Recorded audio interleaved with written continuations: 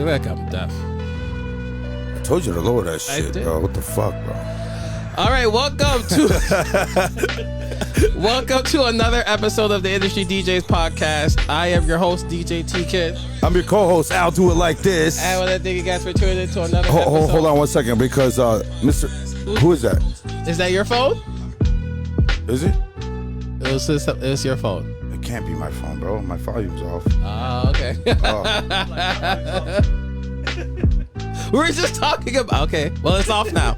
It's off now. There's a ghost in the machine, bro. All right. So welcome to another episode of the Industry DJs podcast. You could check us out on our Facebook page at the Industry DJs. Check us out on your favorite streaming platforms: Apple, Google Podcasts, Stitcher, Amazon Music, Spotify, and the Anchor app. I am your host, DJ T-Kid. I'm your co-host. I'll do it like this. And we have a special guest in the building. DJ motherfucking Knockout in the building. It's about fucking time, bro. It's about fucking time. I know. And I first of all, I would like to apologize about the podcast last week. It got a little deep at the end, but hey, that shit we got to talk about. We got to air that shit out, man, because that's a part of life. And I told you what's gonna happen in future episodes. Yeah, so. you have Fozzy as your first client. No, DJ Fozzy, your first client. No, yeah, DJ Fozzy. You're talking about 1-800 Alex helps. Right. No. He's a counselor, a DJ. He'll get you a storage unit if you need it, bro. He's your one-stop shop, guy. He's your one-stop shop. No, not even. Closer. So, there you go. Hey, let's go. Check one. Not even. Check one. No, no. Last week was a deep episode, but we got to talk about it, bro. Yeah, it is. and after the show last week, we did have a long conversation about it. So yeah, bro, in the hallway of my fucking house about 2:00 in the fucking morning. God damn. Yeah, we just sat there. We talked, bro. I mean, we have to. We talked a long time about that. So my brothers, man. So we all need that. We all do. So like I said, yeah, we did. And you know what, Alex? I ain't gonna lie to you, bro. I still felt like shit after you left. No, I'm joking. Oh, you did? Because no, you did because real talk. Last week I felt bad. Nah, I'm good, bro. You know what? I felt bad for putting you on the spot last week about. Nah, there was no spot, bro. Well, it is what it is. I woke up. Happens. I woke up. I woke up the following day when I'm at work. I'm like, damn, I really put out through the ringer last night. That didn't sound right, bro. Not that ringer. Oh God. So I'm just saying. So, like I said, I was like, you know what? We're gonna have a professional talk to you not next month, in a couple of months. Ladies and gentlemen, we're gonna be pre-selling tickets for that show. If you hit up, right. Fucking Tribe 3, Adrian in the building. What's up, baby? What's going on, Adrian? What's up, Adrian? What's going on? So again, let's welcome DJ Knockout. Yeah, welcome, brother. Welcome, man. The one and only, bro. Good to see you guys. The one and only, man. It's been a while. It's been a while since I've seen you. Yeah, no shit, man. Right? He's busy. He's busy, bro. I try to stay busy. Yeah. So, real quick, how was your weekend? My weekend was very, very, very busy, man. I got about 8 hours in like 4 days, man. So I was busy. I'm beat, man. I'm just fucking beat. And then, taking care of last minute emergency jobs. I hate when people, hey, listen, I am Puerto Rican. I'm only half though. So I'm not always on time, but please don't call me at the last fucking minute with problems, Lord. Man. I hate that. Well, because I do AV, so I mean, and everybody was like, "Oh, I forgot. Half my TVs don't work, or my sound doesn't work, or something's wrong." And guess what? It's Super Bowl Sunday. Well, thanks for calling me fucking Friday night, bro. That's the worst time to call you. What the fuck? Yeah, exactly. So, I probably tried to be as diligent as possible and got everything done. Even when I was done with the club, I actually went to go and finish some of the jobs, so I didn't go home until 5, 6 o'clock in the morning. Damn. And then, Party vibes right there. Fuck that. At 46 years old, bro, it's starting to take a toll now, bro. I think it's all catching up, man, because I'm still fucking beat. Saturday, I had a wedding. Shouts out to Mr. and Mrs. Salazar, man. Great. That wedding actually came out perfect. It was, a little bit of hiccups, but I did break one of my major rules. And we talked about it, man. Not on the client, but I they didn't give me a complete music list, and they were Mexican, but they didn't want a lot of cumbia or a lot of the norteños and shit like that. You know, the stuff that I don't like. Thank God. Right. So, make a long story short, whatever.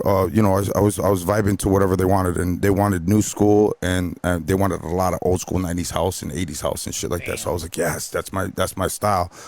So I was doing my diligence, man, and again, because at a wedding it's such a melting pot that I don't beat the shit out of, even at the club, I don't beat the shit out of one genre for no more than fucking 5 minutes, man. Dude, I mix everything together. You always gotta mix it up. Right, exactly, mix it up, and that's exactly what I was doing. But then I started playing salsa for the elders. The elders got up on the floor and stuff like that, and I guess he turned around and again, the groom was, when somebody gets intoxicated and they're in control of the music. Sometimes it's like a radio station, bro. It's like, no, I don't like, you know what I'm saying? They're just all over the place, you know? Yeah, exactly. So I guess he told one of his groomsmen, and his groomsman walked up to me and says, hey, man, and the way the groomsman said it to me was just so, it just killed my fucking vibe, dude. Bro, just I killed hate it. That, man. It's like just vibing. And yeah, and the dance floor, bro, I got videos, bro. The dance floor was fucking packed the whole goddamn time. It was fucking phenomenal. But, he came up to me, he goes, hey, man, the groom's not happy with what you're playing right now. He said, switch it up and don't take requests no more. That's it, we're done. Doesn't that sound like that wedding I did back in October? Yep, exactly. And I didn't hear, and I listened to the maid of honor and not the goddamn bride and groom. Well, sometimes, because he was busy with, table touching with his wife and stuff, so he'll send one of his grooms or whatever to take care of the dirty work, you know what I'm saying? So, no disrespect, man. But again, it just, that killed my vibe right there. So I'm like, fine, no problem. I walked up to him and he was like, no, I'll just do you, all upbeat music at that time. Again, salsa, it was, but I had the elders out there and I had some of the younger people on the dance floor. But, he didn't like it, so. Fuck it from there. Then everything was cool. I was trying to get my funk back and trying to figure out. You start busting around with different stuff, and then all of a sudden, out the corner of my eye, I seen this girl in a black dress just walk up to me, and she turned around and she straight up said, "What was told to you?" Oh wow! Oh shit! What was told to you? Not to take any requests, right? Wow. And I turned around and I had my earpiece in, and I said, "Excuse me," and I looked at her, that in her ass. That in her fucking eyes, bro. And I'm like, excuse me? And she goes, what did the bride and groom, the people your bosses tell you not to do? And I said, well, first of all, who are you? And then she looked at me. She goes, you weren't supposed to take requests, weren't you? I said, did you see anybody around me talking to me at any given time? I said, first of all. Second of all, you don't look like the bride. So excuse me. She goes, well, the bride's my best friend, and I overheard the conversation and blah blah blah blah, and just started yelling at me, bro. I was like, whoa. First of all, your vibe's already thrown off too. Yeah, bro, and that just, dude, I fucking flipped, bro. She's so fucked, dude. I was about to just cut off the music right there and say, fuck you. I've done that. No, not at a wedding though. That's one thing you don't want to do. So at that point in time, the coordinator actually, she was literally like maybe 15 feet away from me, and over the music, heard her yelling at me, and she goes, "What did she say to you?" And she flipped. The coordinator flipped. She was like, how fucking dare she? I guess she went and talked to the bride, and then that's another thing. Everybody that was invited, I knew somewhere down the line in their life. I was like, what the fuck is this? It was crazy. So people care. You all right, Al? Because I was fucking livid. Yeah, sometimes you just fucking notice it off a DJ when he's pissed. Yeah, bro. And the vibe was completely gone. It just dropped. So then she came up to me. She was like, "What's wrong, Al, the bride?" And I told her, and she goes, "She did what?" And the dude, I was like, "Look, I'm not trying to ruin your night, man. We already spoke about this. Again, I tell my brides and grooms, hey, listen, just because you guys don't like a certain genre of music or a song does not mean that I can't, that other people are not going to like it. Man. Like the Cupid Shuffle, the Cha-Cha Slide, YMCA. The cliche shit. Yeah, the ones you have to play at the weddings. You know what I'm saying? So, I mean, if you don't like it, doesn't mean that, it's not like I'm going to beat the shit out of that one song 20 times in one night. You know what I'm saying? So, whatever, we just vibed. But yeah, they took care of it, man. They were very apologetic, man. Everything went off, the bride apologized, the girl didn't. So she just came up to me and she was on the dance floor too. How the fuck are you gonna do that, bro? How are you gonna be on the dance floor? That's like the girls at the club. Hey, can you play something I could dance to? You've been dancing to all my shit all night. You've been right in front of the DJ booth. And then they play the one song they want, and they're just like looking at you. It's like, thank you. And I'm like, come on, man. You're not going to dance to the one song you told me. That happens to you too? Bro. I thought it was just me, bro. No, it's a weekly thing. That doesn't happen to him, so I think it's a Latino thing. It might be a Latino. It happens to be once they're scared of you. They're scared of you. No. I look intimidating sometimes to some people. Fuck, I'm scared of you and I know you, bro. What the fuck? Shit. Nah, man. So, I mean, I packed up whatever. I left there, and then Sunday I had did the drag show, and then I DJ'd the post game over at Punch Bowl. And Punch Bowl, I thought the people were going to just hang around, but again, it was Sunday, so it died out pretty quick. I got to go home early. That was awesome. So, I got home probably about 2 o'clock, bro. And yeah, bro, I was so, dude, you ever had a drunk sleep? You ever been so fucking tired that you were like stumbling and you didn't even drink? Oh, I've been there, like waking up and shit. No, there are times when I get home at like 6 o'clock, 6:30 in the morning. If I'm playing at Mother's or at the Hang Up and I'm exhausted, I just knock out. I was fucking get it, knock out. So yeah, no, that was I slept pretty late today, man. So thank God for that, man. But yeah, how was your weekend, bro?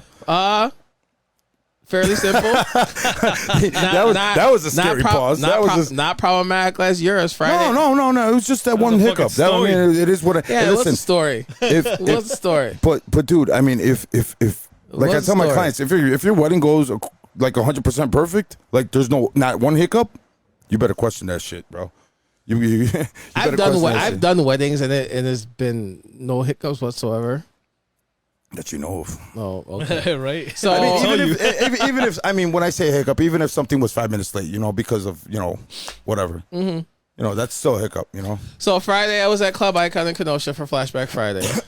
That place was busy. It was packed. Before I walked in there, it was already people. I'm already gonna have a good night. People were already in there when I got there, and then like as soon as I started playing music, they were already on the dance floor. That's good, man. That's the best feeling. And it was like that the whole night there until about when we closed around 2:30. That's good. So, and then Saturday I was at. But that's Kenosha. There's no other places around. That's like that's like the mid of Wisconsin.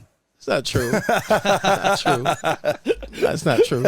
So then Saturday I was at the Caravan in River North. Nice. So that was busy itself because there was a wedding that came over there at 11 o'clock, and then after that there was like another party. 11 o'clock. Yeah. Damn, that was an early ass wedding. Your weddings don't end until midnight, 1 o'clock. Right? Yeah, and they don't even make it to the spot. It was a fucking daytime wedding and shit, bro. No, because when I walked in there, obviously they were still in there. They were still dressed for the occasion. Yeah, it was a daytime. Yeah. Shit. By the time they're all said and done, it's usually about 8, 9 o'clock. By the time they get in the bus and then get downtown, it's 11 o'clock. Boom. I guess probably what it was. But yeah, 11 o'clock, a wedding party came in and they were having a good time. I love daytime weddings because you could do that, get that money, and then boom, go to the club afterwards, bro. It's a double whammy. It's like cha-ching, money. And then there was another party that happened that came into. It was like a birthday party afterwards. And after that, I just went home. And so that was real quick. That was my. Not problematic. Not problematic whatsoever. I walked in to each place, walk in. That's good. DJ, get paid, walk out, went home. That's so fucking Mr. Knockout. How was your weekend? Mr. Knockout. How was your weekend? Good, bro. Friday had soundbar downstairs. Opened Love up. that place. Yeah, dude, soundbar. Probably one of them, like. I haven't been there in a minute. That sound system's dope. Yeah, the sound system is fucking.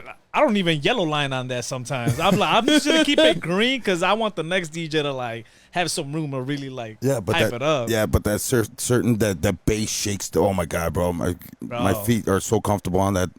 And what's so funny about downstairs? So upstairs they have the light dude working the lights, and then the DJ DJing. No, downstairs is like the DJ is DJing and working the lights. So I'm over here cutting it up, and I'm like trying to like hype it, doon, and it's like people are like, man, you're doing too much. I'm like, because I have to. Yeah. I have no light, dude. Yeah.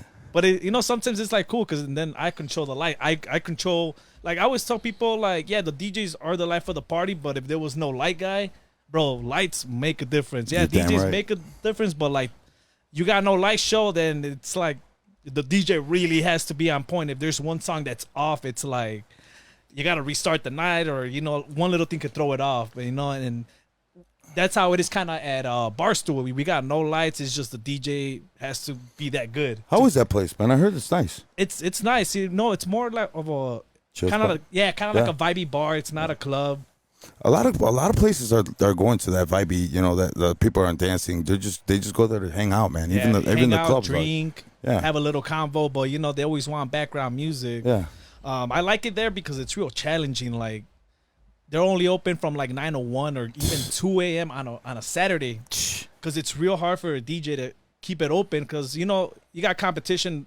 You know, like Jefe, you got Rock Bar. Those are like nightclubs. So if the DJ could even keep them there till like 1 a.m., it's like you must be a real good DJ, because your song selection going from genre to genre must have been that on point to have people be like, yeah, that nightclub across the street is like, it's lit, but I like the music selection over here. Right. You know, and that kind of says a lot. That's why I like DJing there, because it like keeps me on top of my game. And you know, when I go to soundbar, it's like a piece of cake. Yeah, you know, like because everybody it's so dark in there and shit. Yeah, and it's fucking, like it's dope, man. It's probably one of my favorite clubs to DJ at when it comes to like party like time, like get it lit, like downstairs.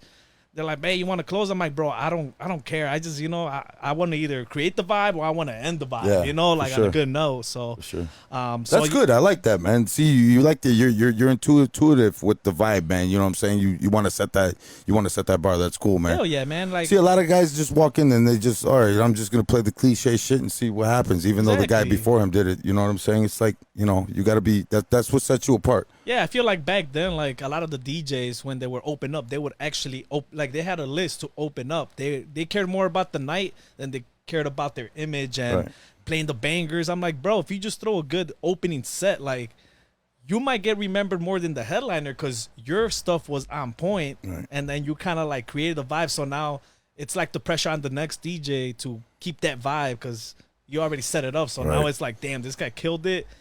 I gotta keep it up, and if I don't, then the opener's gonna get the love, not me. You know, and that's how I got taught. He's like, Knockout, just play opening music, like throw down the opening set of your life. Like people are gonna remember the opener more than the headliner. And that's how it's been, you know, in the past, and that's kind of how I moved up to headlining positions, and I'm still opening. Like I don't care, like I like opening because it's like, okay, I can play some of my old stuff, old shit, you know, or I could create a whole new vibe, you know. He just said it. That he, you know, because a lot of DJs, where's Pound? Where's DJ Pound? He's not. Bro, I haven't seen Pound in a while. He was excited for you to be on the show last time. He probably sleeping. Nah, he's up. He's getting ready. He's getting ready. No, you just said it, man. Because you know, don't play all the bangers. You know, that's an inside joke between me and Pound. And you just said it, bro. You can. There's so much fucking music out there. So much music that you could vibe to anything. I mean, you know, play some Zayn. You know, hey, Mr. DJ, fucking rock shit like that, man. It's vibey, it's chill, but it's singable, and everybody knows it. You know what I'm saying? I think the laziest part about the DJing part is the research. Like DJs all these days, like DJs that want to start DJ now, they think they gotta get the bangers to be a DJ. Absolutely, which you do, but then if that's all you have, you know, like, okay, well, where's your arsenal? Where's your bullets? You don't got any because you don't do your research on other music. Right. And it's like you want to be able to DJ for 8 hours straight without having a problem of running out of music or repeating the same song over and over. My rule is whatever songs you played in the beginning of the first hours, you could probably repeat towards the last of your set. Like, you know, it's a whole new crowd you're getting in. Yeah, you know, especially in like River North and stuff where it's constantly revolving door with, you know, people. You know, they go to El Jefe, then they'll go to you know, whatever, and so on. You know, and yeah, at that point. It all depends, man. You know, especially when they get drunk, man. I love to throw some fucking reggae at the end of the night, bro. Some fucking, you know, for like 30 seconds. Yeah, bro, we do that shit all the time, bro. We do that shit all the time. And I do it just to like kind of like tease the crowd. Like, okay, if this guy just played El Sonidero for 30 seconds, I can only imagine what he's gonna do later. So it kind of keeps the crowd I have curious enough not to leave. You know, you gotta I always tell younger DJs, even older DJs, like, have fun with it, like risk some shit, like some shit that's like out of the top of your head. Like, bro, you gotta like experiment, but always have a backup too on your prepare list. You know, like and your prep lip, exactly. But I don't. Everybody asks, why don't you have crates? I don't have crates because unfortunately sometimes that you'll constantly be using that crate, and that's when you start finding yourself repeating, repeating every weekend. That's why I don't do crates, man. Yeah, you just type and search. Exactly. Not even fucking. I usually go down the beats per minute, and I just fucking whatever Nice. it is, and I'll just throw it in. But I quick mix, so I mean, and now dope. with stems and shit, bro, you could. I mean, stems have been around for years. If you really know how to EQ shit, you can actually take the bass and treble out and do whatever you want. Sure, I mean, man. there's certain things to do. So Friday you were at Soundbar. Where else were you? At Saturday I was at Barstool. So Okay. that was a 901, but we ended up going to like 1:30. Like I told you, like sometimes the right people are there, the right vibe. I'm throwing the right songs at the right time. Right. And maybe the other DJ at the other club sucks or whatever, but sometimes it's just like most of the time in there at Barstool, it's song selection. You got no lights to help you out. It's not even a club vibe, you still got kind of like lights turned down as if like the club was gonna like close down, whatever. But I like it there, just it's a whole vibe. The people I work with are real nice, real cool. And sometimes I have my good nights, sometimes I don't. Sometimes a football game is going on and then they just leave right after. You can't control that.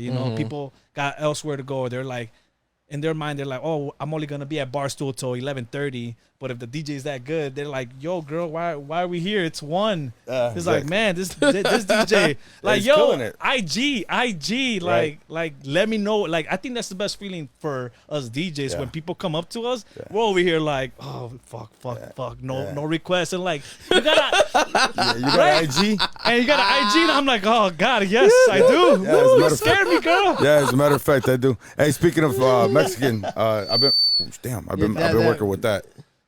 Baby Dame? Baby dame. Yeah, have you heard it yet? I haven't. I Hey, haven't check even it out, played bro. it. Check it out. It's a Yeah? banger, bro. It's a Damn. banger, bro. I'll let you check it out, man. And it's crazy because a lot of the spots, like Barstool, it's not really like a Latin spot, but I'll throw in Right. stuff like that. And there's a lot of DJs that do play there. It's like 6, 7, 8 of us. Wow. And I like throwing in a little Spanish Yeah, of here and course. there. It's really like it's more like a up tempo business, preppy kind of like spot. But I like throwing in a little Latin, merengue, That's good. suavemente, just for like 2 songs, whatever, and spice it up, man. Like, That's good though. That's good because you know what? Like I said, it's been a running joke between us because you get especially the older white women. They'll come up to you and they'll be like, God. "Hey, you got suavemente, dude, Or that's you like got oh my danza God. sakura, Like, or something like that, or whatever." And I'll be like, "What you know about that? I hear it in my Zumba class." Oh my how God. do you think I got these hips? Yeah, I'm exactly. like, well, I'm not gonna play it on replay, but Yeah. I might play it. No, there's more Crespo out there, bro. I got you. Some Grupo Mania, shit Hell like that, yeah. bro. Come on, bro. We And it's got crazy because even like before I get to spots, not a lot of DJs do this, but they don't even go to the bartenders. They don't go to their servers. Right. They don't go to their bar backs and be like, "Yo, what do you want to like?" I'm trying to put you in the mood too, Right. because Yeah, well, I'm here for you guys, man. Yeah. like we're all friends here. So it's like I'll go up to them and be like, "Oh yeah, man, can you play some Drake, some this and that?" I'm like, I'm gonna throw it in there, and then you have that girl like serving drinks, and then you play her song, And she's while dancing and vibing, bro. and then she just gets everyone else lit for me as well. For sure. Hell You yeah. know? And then they throw in a good word like, man, like this guy is like one of the best DJs. See, what did I say? So, See, you always want to fucking take care of your staff because those are the people that will have your back if they like you. When like that they pull out Yeah. the cutting board, because they got to cut costs or somewhere. No, keep the DJ because he's vibey. Yeah. He plays stuff that we like, and there's even been times where I haven't DJed in a spot for like a month and a half or 2 months, and a server tells like, yo, where's Knockout been? Like, how come he hasn't been booked? Right. And sometimes you just gotta remind someone, Yeah. and then they're like, yo, I gotta book you. And then the girl or the dude's like, yo, like, can't wait for you. Like, I said your name in the beanie, and I'm like, oh shit. Like, stuff like that goes a long way. Younger DJs are like, yo, Knockout, how did he start? How did he start getting booked? And I'm like, bro, you just gotta be out. You gotta conversate with everyone, Like, I don't care if it's even the bussers, because there's a lot of times where I can't even get a drink. It's so busy, and I want to drink. I need something to kind of get me flowing. Right. And the busser's like, "Yo, I got you. What do you want? Yeah. Tequila on the rocks. I got you." And then like, brings you the bottle. shit, I'll probably hide that battle and just go. Yeah. So speaking of that, man, how did you get started, man? Let's talk about that. Bro, it's what was it? 13 years ago, man. It all started Boys and Girls Club. Okay. As crazy as that sounds, but Oh man, that's awesome. I went to a Boys and Girls Club in Little Village. It's literally a block away, and a guy named Mr. Fabulous FM. Wow. Yeah, I don't know Wow. if you know him, Yeah. but Yeah. yeah, like he was a mentor. He was a staff there, and then I guess he wanted to start a DJ class. It was like 30 of us teens, Okay. and I always tell everyone this is the funniest story, but it's like it's not fucked up, but it's funny because this guy just said, "Who wants to learn how to DJ?" Like it's called DJing. I wanted to become a DJ because I thought the word DJing sounded cool.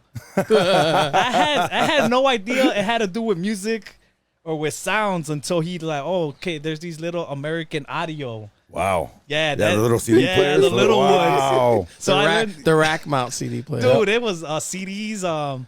That's how I learned CDs first, and then I started doing a little bit of vinyl. So it was all by ear. CDs, basically the same thing, all by ear, and then like USBs came still by ear, and you know, I stayed in class. There was only like 3 of us, and then I kept staying, That's awesome. gave it up. Went to high school, whatever. Just went to school, and then I'm like, you know what? I was in wrestling, dislocated my shoulder, so that ended my senior year. Damn. Yeah, and then I was hoping for that to give me a college opportunity, you know, like get some money to go somewhere. And I was like, man, I got night school and a dislocated shoulder. All right. So I was like, what am I gonna do with my life after high school? Damn. And I kept seeing my Denon's 3700s just collect dust. So I was like, you know what? I'm just gonna like start DJing again. And then I all kind of like, I was like, man, but I'm not getting anywhere. So after that, I was on Google and I was like, DJ school. Yeah. I typed it in. DJ Scratch Academy popped up. Right. And at the time, I was working at a restaurant as a busser and runner and a bar back. And I was trying to see the location. You and it guys was make like, money. yeah, it's so. Bar backing, man, it was fucking ball, bro. Yeah, so I was balling. I was making money to get equipment, but I wanted to know I had to take it serious before I started buying anything. So that school was actually where 24 Griddle's at on Orleans and Chicago. So I went there, and at first I was going through the brochure, like 400, like fuck, right? For like 6 months, whatever. And I was like, I don't know. And then at the corner of my eye, I got starstruck. I see fucking Boy Genius walk in the door, and I'm like, I came up to the girls like, yo, what is he doing here? He's like, he's one of the instructors. I'm like, He's the instructor. here's my debit card, sign me up. Wow. Like, I was like, if these guys are gonna be teaching me how to DJ, like, I'm in. Yeah. I grew up kind of listening to radio back when radio was irrelevant. Like, See? you know, like radio's See? news now. You know, like Thank like, you. See? Like my Jeep, I could just play whatever I want because it has Bluetooth. You know, like Thank you. Because that's what I told you. Nobody listens to radio. Nobody. Still listen nobody to the radio a little bit. You're the only one. I do too. When it's don't. like flip side at 5, you know, yeah. like Metro, whatever. Damn, like I'll listen to their they shit. don't even you have know? that anymore, do they? Man, it's been a while, but Yeah, sometimes they I would don't. record like flip side at 5, and I would just like, I just go on That's Instagram and see them live. yeah, bro. It's like, man. Every time I see him live, anytime I get opportunity, I do actually want to always go see him live and shit. Dude, like, he's phenomenal. Yeah, He man. is, I mean, the shit man. that this guy does, man. and then after that, bro, I went from being like the worstest DJ. Well, not the worstest, but I was bad in the class. But I was so starstruck that I was like, I'm gonna prove this guy wrong. I'm gonna try to be so good where this guy talks to me. You know, it's like I'm gonna try to look good for the girl until she starts talking to me. So it kind of put me on. You know, I started to like really like literally right after school. I would go home at 11 a.m. p.m. and I would practice till like 2 a.m. On the shit I just learned in class that I had to go over. So we did not have to go home and do homework, but I took it upon myself to put in more hours of what I was already taught that same night. That's awesome. You know, and then that's how I gradually grew up as a DJ with them. And then like it came to the point where I would just go visit them and say what's up, and they're like, "Oh, you're Knockout, right?" It's like, yeah. It's like, man, they told me you used to suck, and I'm like, Wow. what are Damn. You, what are you telling the students? He's like, that you were here and that we brought you here. So guess what? We're trying to get students, new students, to believe that they can do it. Yeah. And I'm like, hey, bro, y'all need my help. I'm like, you could try to give them videos of when I really sucked. Yeah. But it's if it wasn't for Chicago Scratch Academy, I tell people you never would have seen this knockout. Like, Right. I met A-Track there. Boy J taught me. Told Style. Yeah. Metro came in a couple times. Like, we would always have these like big radio DJs. Yeah, Flipside. K-City. Yeah, K-City. Yeah. Like, we actually, I think we were in the same class. Yeah. Me and K-City. And it's like, bro, like now he's like, Yeah, he's dope, dude. He's dope. And Both we of you learned guys, that. man. We learned that off of like he wasn't even that like he was real like precise, and now he's like, and I'm like, damn, Yeah. that school worked. Yeah, it it does. sucks that it's not here, but fuck. Well, yeah. I mean, financially, I mean, it took There- a lot. It was expensive. It was very expensive. It was expensive, but it's like, man, okay, No, 400 to run. Yeah, run. yeah, I yeah. mean, yeah, to run, and then I mean, and then so a lot of these guys look. I mean, look at you guys. I mean, all the teachers, Toad City, or K City, and Toad Style, and Boy J's not even here in Chicago anymore, is he? He's traveling I don't everywhere. know. Is he? Yeah, he's Shit. traveling. The last time I saw him, he was in Atlanta. Oh shit. Yeah, he did a video in Atlanta. So I mean, he's Nice. traveling. It's a blessing. It's awesome. Oh, That, it is, man. That's you know, awesome. like But yeah, you're absolutely correct, because I look at you and I look at a lot of these guys that came from the scratch school, man, and yeah, bro. Man, like you guys know, are fucking phenomenal. Back then, when the school was still open, people would still till this day be like, "Yo, can you teach me how to cut? Can you teach me how to cut?" Before, like when the school was still open, I wouldn't even recommend them to myself. I'm like, no, you really want to learn, like spend money, like really want to learn how to become how I became. Scratch Academy. Like Yeah. I wouldn't even send them to myself. Like I'll be like, learn from them first, and then we'll fuck around in the tables and have sessions, and kind of learn off each other. That's why we would have these like DJ meets. You know, the vibe, we, yeah. we would definitely. have the DJ meets, and then we would have the scratch battle meets. Yeah, You oh, know, yeah. and those were the best because I was like, they would always throw me in as a young cat, and a lot of those people that we would always battle, none of them were club DJs, and they're like, no, Knockout is like a bar. At the time, I was like kind of getting into those scene. He's like, no, this guy's trying to scratch battle, and he's trying to still like play at the clubs and make people dance, which is kind of hard to do. It's either you're in one or you're in the other. You know, it's real hard to like do both because you God, gotta man, focus. Dude, I think I found. Dude, bro, that's why You found your kids? He's speechless right now. found your kids? He's speechless right now because found your everything that kids? you said. found- See, you're the only You're- DJ that thinks the way you do, man. You're the only guy that thinks the way you do, bro. I don't It's real hard to understand. put in a lot of hours and years To to cut and yeah. even be decent. Well, not only that, you can't walk into a club and you're not gonna do all that You're fucking not. crap scratching and shit because the girls can't twerk to that shit. They'll turn around and be like, "That was great, but can you play some fucking music, please?" Like to dance, but Yeah. it's cool because I learned from like Metro how to incorporate my battle style into the club scene and still make people dance, but still kind of like show off and battle. Like I always hear like people like when I DJ, I'm real intimidating, or I'm always like up to battle someone. Yeah. But then I'm like, that's just my style. Like I want a unique style that no one could really copy. And even if you do try to copy it, it's like you gotta put in a lot of work just to be near me. No, and if they do copy, they're gonna be like, "Bro, you sound just like Knockout." Yeah, no, and I've always been told too, like in the past, like, man, dude, like your cuts sound like Boy J. You know him? It's like, yeah, he was one of my instructors. I'm like, shit. I don't know why, but I get Julian or Bill. I'd be like, "Bro, you sound like Bill." When I start scratching or playing house music, I'd be like, "What the fuck?" Yeah, because you're an old school DJ. That's why. Wow. I'm just. Cold shoulder. Wow. Man, no, but it's. Oh really? Oh really? Really? You said that in past episodes, so don't He's even try gonna it. start going to episode Don't even try 7. it. You know you what? talk- I minute think 20. I think at this point I do need a counselor. That's in the near future. But yeah, I mean, other than like cutting and like DJing and rocking a crowd and then DJing and just cutting it up against other fellow like friends, I think being a producer and a DJ is real hard too, because you got to put in a lot of time and work into perfecting something you have in your mind into a computer and fucking making it bloom, you know, like making it come alive. Yeah. And then rocking a crowd is stressful enough too, because we're over here DJing, doing our job like we talked about before, and the manager's like, I need you to switch it up. I'm like, can't you see how many bottles just popped? Yeah. And then you switch it up, people leave, and then the same dude's like, yo, I need you to like, you just told me that. Yeah. And it was working, you know? Yeah. So that's something we're always going to run into. That's never going to change. I could talk as much shit, but that's something that's never going to change. You know, we're always going to be doing our job correctly, and then we're going to be told to change it up. And when we do, it's still not good because, well, shit, like the shit we were playing at like first, Yeah. that all worked. And it's like, they try to manipulate just so they can feel like, obviously they want the club to run a certain way. Right. And we understand, we want no fights, we want no nothing that, but you got to understand that we're trying to not fuck it up either. Right. You know, obviously give us a format to follow. Top 40 this, what do you don't want? I don't want Jew. Okay, cool. At this point in the game, you have to specify because you can't specify your top 40 anymore because You top really 40 can't, has so man. many different fucking. You open top Everyone 40 has and it. it's like a bomb of fucking music Like that comes every out. manager has a top 40. Right, absolutely, bro. It's like Cardi B and you know Megan Thee Stallion. That's all fucking top 40 shit, right? Am I right or wrong? Is if it? you look at Billboard, yeah, it's Oh, on Billboard. shit. Billboard's top 40. They're Because like top Billboard- 40, but no hip hop. I'm like, what? Wait.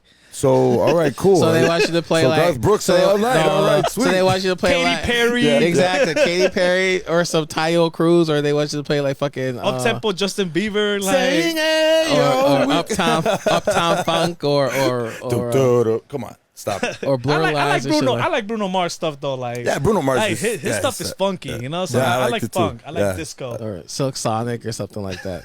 So yeah, So Sonic Force. so Nah, these So- kids will look at you like ding, ding, start fucking popping and locking and shit. I even The played fuck? some. I even one time I played. I was at Joy District. Well, even on Friday I played fucking Sandstorm. And they're like, bro, we haven't heard that, and like, no, it's because I'm not here that much. We were talking about earlier too. Like being at a place once a month is a lot better. It's beneficial than being there every week because Right. then you're just used up. And then when you play Sandstorm, it's like, bro, I haven't heard that song since last month because that's the last time I played it. Yeah, right. You know, so it's like I always like to do that because I always like to throw the crowd off a little bit. You know, do that and then fucking play Sonidero for like 40 seconds. I played Insomniac last night. Hey man, it's Dude, like I love that fucking track, bro. Faithless? Yeah, bro. Wow. Really? Yeah, Insomniac, bro. Damn. Oh my god, bro. Oh my Damn. god, bro. I saw it and I was Wow. like, fuck it, why not? I was like doing that Damn. kind of I love that. rest in peace, Maxi Jazz. What's, Yeah, what's bro, the he's craziest thing you done? Like when it came to music, like man, this is ballsy, but I'm gonna do it, and then Oh, it Al, works. no. Baby Shark. No, Baby no, Shark. no. That one you You tell me. played I Yeah. didn't Baby play no Shark? fucking Baby Shark. Stop lying. Stop lying. I No. can't imagine this guy turning No, down no, the no, volume, no. the whole crowd. Match up with Percolator. No, recently. What did I play? La Chona. Recently. Ah, okay. I Yeah. play Chona. Yeah, dude. But not- but- You know he's dark skinned, so Yeah, he's But black. it's not that. It's where you play it that because I remember. oh, okay. Well, that too. That goes into Because I played it at Arlington Ale House the day before New Year's Eve, so I played that, and then I played it out in Lake Geneva one time. I played La Chona out there, so Damn. yeah, That's crazy, bro. so a place where it's like predominantly white, they wouldn't expect You're like, it. fuck, this is ballsy, but I'm already 3 tequila shots in. This is where the boss come in. No, you know? no, dude. He don't drink, bro. He don't drink. Not when they He does Pepsi on the rocks. Pepsi on the rocks. Pepsi on the rocks. Wow. prefer Pepsi on the rocks. Sprite. Prefer Sprite. See, So- my bad. So let's go back 13 years ago when you started DJing Knockout. So first of all, how did you get the name Knockout? Not, dude. So I don't know if you guys ever went through this when you started, but you go through like 20 names or No. like. I So went through two. I went through none. I You're got like, my this name right is- off the bat. Oh, Right off yeah. the bat. for me, man, I had some crazy fucking names, bro. I had I think my first one was Spooky G. Because I was real like spooky with the music I wanted to play. I thought you were talking about your tattoos. Oh no, hey, that's kind of spooky too. But after that it was man, this is the long ass name. It was DJ Knockout Demon, and that stuck around as like when I started really DJing. And then some dude came up to me. He's like, "Bro, I can't put that on a flyer. Like that's just gonna take up more than the flyer. It's like I need you to DJ Demon or DJ Knockout." And I really didn't like Demon. I was like, that meant nothing to me. Like, and I was like, well, Knockout's intimidating. But then like later I learned, like, bro, you got a really intimidating name. Like, this is a battle name. You know, like you gotta live up to it. It's like shit. So now I gotta really fucking put in hours in DJ, and then that's kind of like, well, like catapult me to really like putting in hours and hours, wanting to be a cutter and rock a club. Like I wanted to be the best because that word, that name Knockout, for me at the time meant a lot, and it still does. Like I gotta live up to it. It's not gonna be getting knocked out. It's gonna be knocking it out. Yeah, like, hell yeah. like every one of my sets has to be flawless. Has to be for me picture perfect. You know, like throwing some shit in here and there, but it's like at the end of the day or night, I gotta fucking throw it down where people like, bro, like holy shit, best set I've ever heard. Yeah. You know, and throwing cuts. You know, like that's where that name came from. But I did go through a lot of names. One of them was gonna be, and I was like really deciding too, because like back day it's Mike Too Smooth. It was always like your name and like something in the middle, you know, like It's like a porn star, right? Yeah, Your Bad first Boy name Bill, and Bad Boy Bill, Julian Jumping Perez. So at the time, that's kind of what I was almost aiming to, because my nickname at work or to my family is Lalo. Okay. So my DJ name was gonna be Lalo Lalo. That's cool. You know, That's and I was, cool. yeah, right. I like and that. I That's was cool. like, That's real cool. I don't know why I didn't Sketchy. stick with it, but I was like, and then would Lalo have been Lalo. Triple L. Yeah, that's Lalo dope. Lalo, with a 3 and then L's, like. Yeah. But I stuck with Knockout. I just thought it was real intimidating, and that really like meant a lot for me to like really push myself to be the DJ. I didn't want to be laid low. Right. I wanted to like come into the scene, and like I grew up around a lot of DJs that I looked up to, that now some of them look up to me and they're like asking me for gigs. I'm like, oh well, how about you just come to the club and Show some support, bro. supports. I want to see if you could even get up of your couch. Yeah. Like people are always like messaging like, yo, book me. I'm like, Yeah. yeah, but it's like, okay, you got to go to the spot. Like, what's if the only reason for wanting to get booked is because I'm there, but what's if you come in and DJ, you don't even like the vibe? Then you're making me look like a fool. Like you got to be there's a lot of clubs that I could be DJing at, but just because I didn't like the vibe or the way it was run, I said no. Like, Yeah.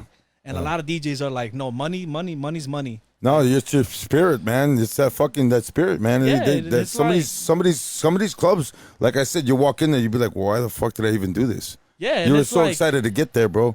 It's like And- that one chick that did you date and then you get her in bed. It's like, oh, no, this is not what I wanted. Jesus This Christ. is not what I wanted. This is not me, bro. Yeah, I so gotta like go. when I started, that was my thing. Like I wanted to feel comfortable where I was DJing at. Like there's been a couple spots I felt like I was a prisoner. Like management telling me what to do exactly, and I'm like, bro, there's this thing called Spotify. Like, Hey, you might want Pandora. to. Like, Yeah, it's $10 a month. They're a lot cheaper than yeah, that. man, it's a lot. Yeah, like for real.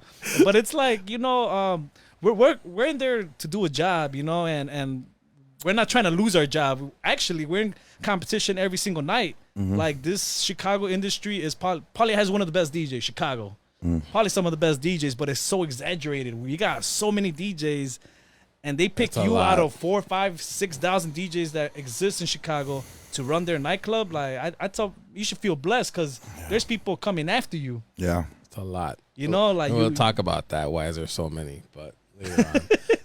No, he's right. There's a lot of DJs. It's like every you know day what? there's a new one. The is last true. the This is true. the last DJ meet that I went to, I actually opened up my eyes. Because I think who was there? Oh, that was when Craze was here.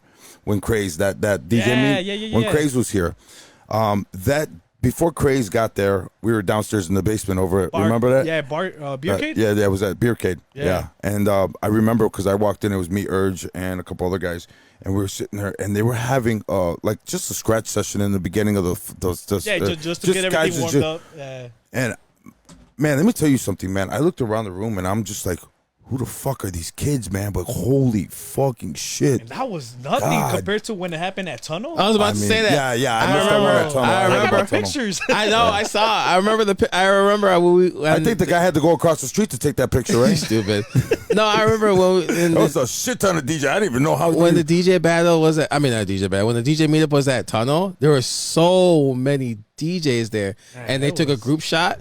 Yeah, I You know. could just see like a sea of DJs there. It was. I know. The cameraman had to get on top of the where they serve the bottles No, where the that's DJ booth is at. that's the DJ booth upstairs. Yeah. Yeah, and I I had was to run a like, fucking, he over almost an couldn't atrium. even take a picture of the back wall because it's just like it was lined up, and Yeah, it you was know, it feels good, to live in a city with so many DJs and stuff, and that's a lot more competition. Like that means we got to stay up in our game and we got to stay relevant. We got the notorious one and only DJ Knockout in the motherfucking building, man. All Thank day. you guys. Thank you. The notorious, bro. I just speak the truth. Hey, bro, I love it. I want to touch on Wait, don't stop saying that. pause. I want to wanna- talk about. I want to talk I about. want to talk about his DJing. You knockout DJing during your earlier days, because I remember, like I knew you've been DJing for 13 years. I knew you for about that because I remember like you started out in party crews. Yeah, man. So I remember shit. because I remember there was like a time, I think Pound was there too. Like Pound was a henchman. yes. It was him. Henchman. Porky, Metro was in there, I think. Mm-hmm. Boy J. Yeah. I remember. Envy. Shut up. No, Heavy was henchman. Oh, yeah, that's right. yeah. That's right. Heavy was henchman. Yeah, bro.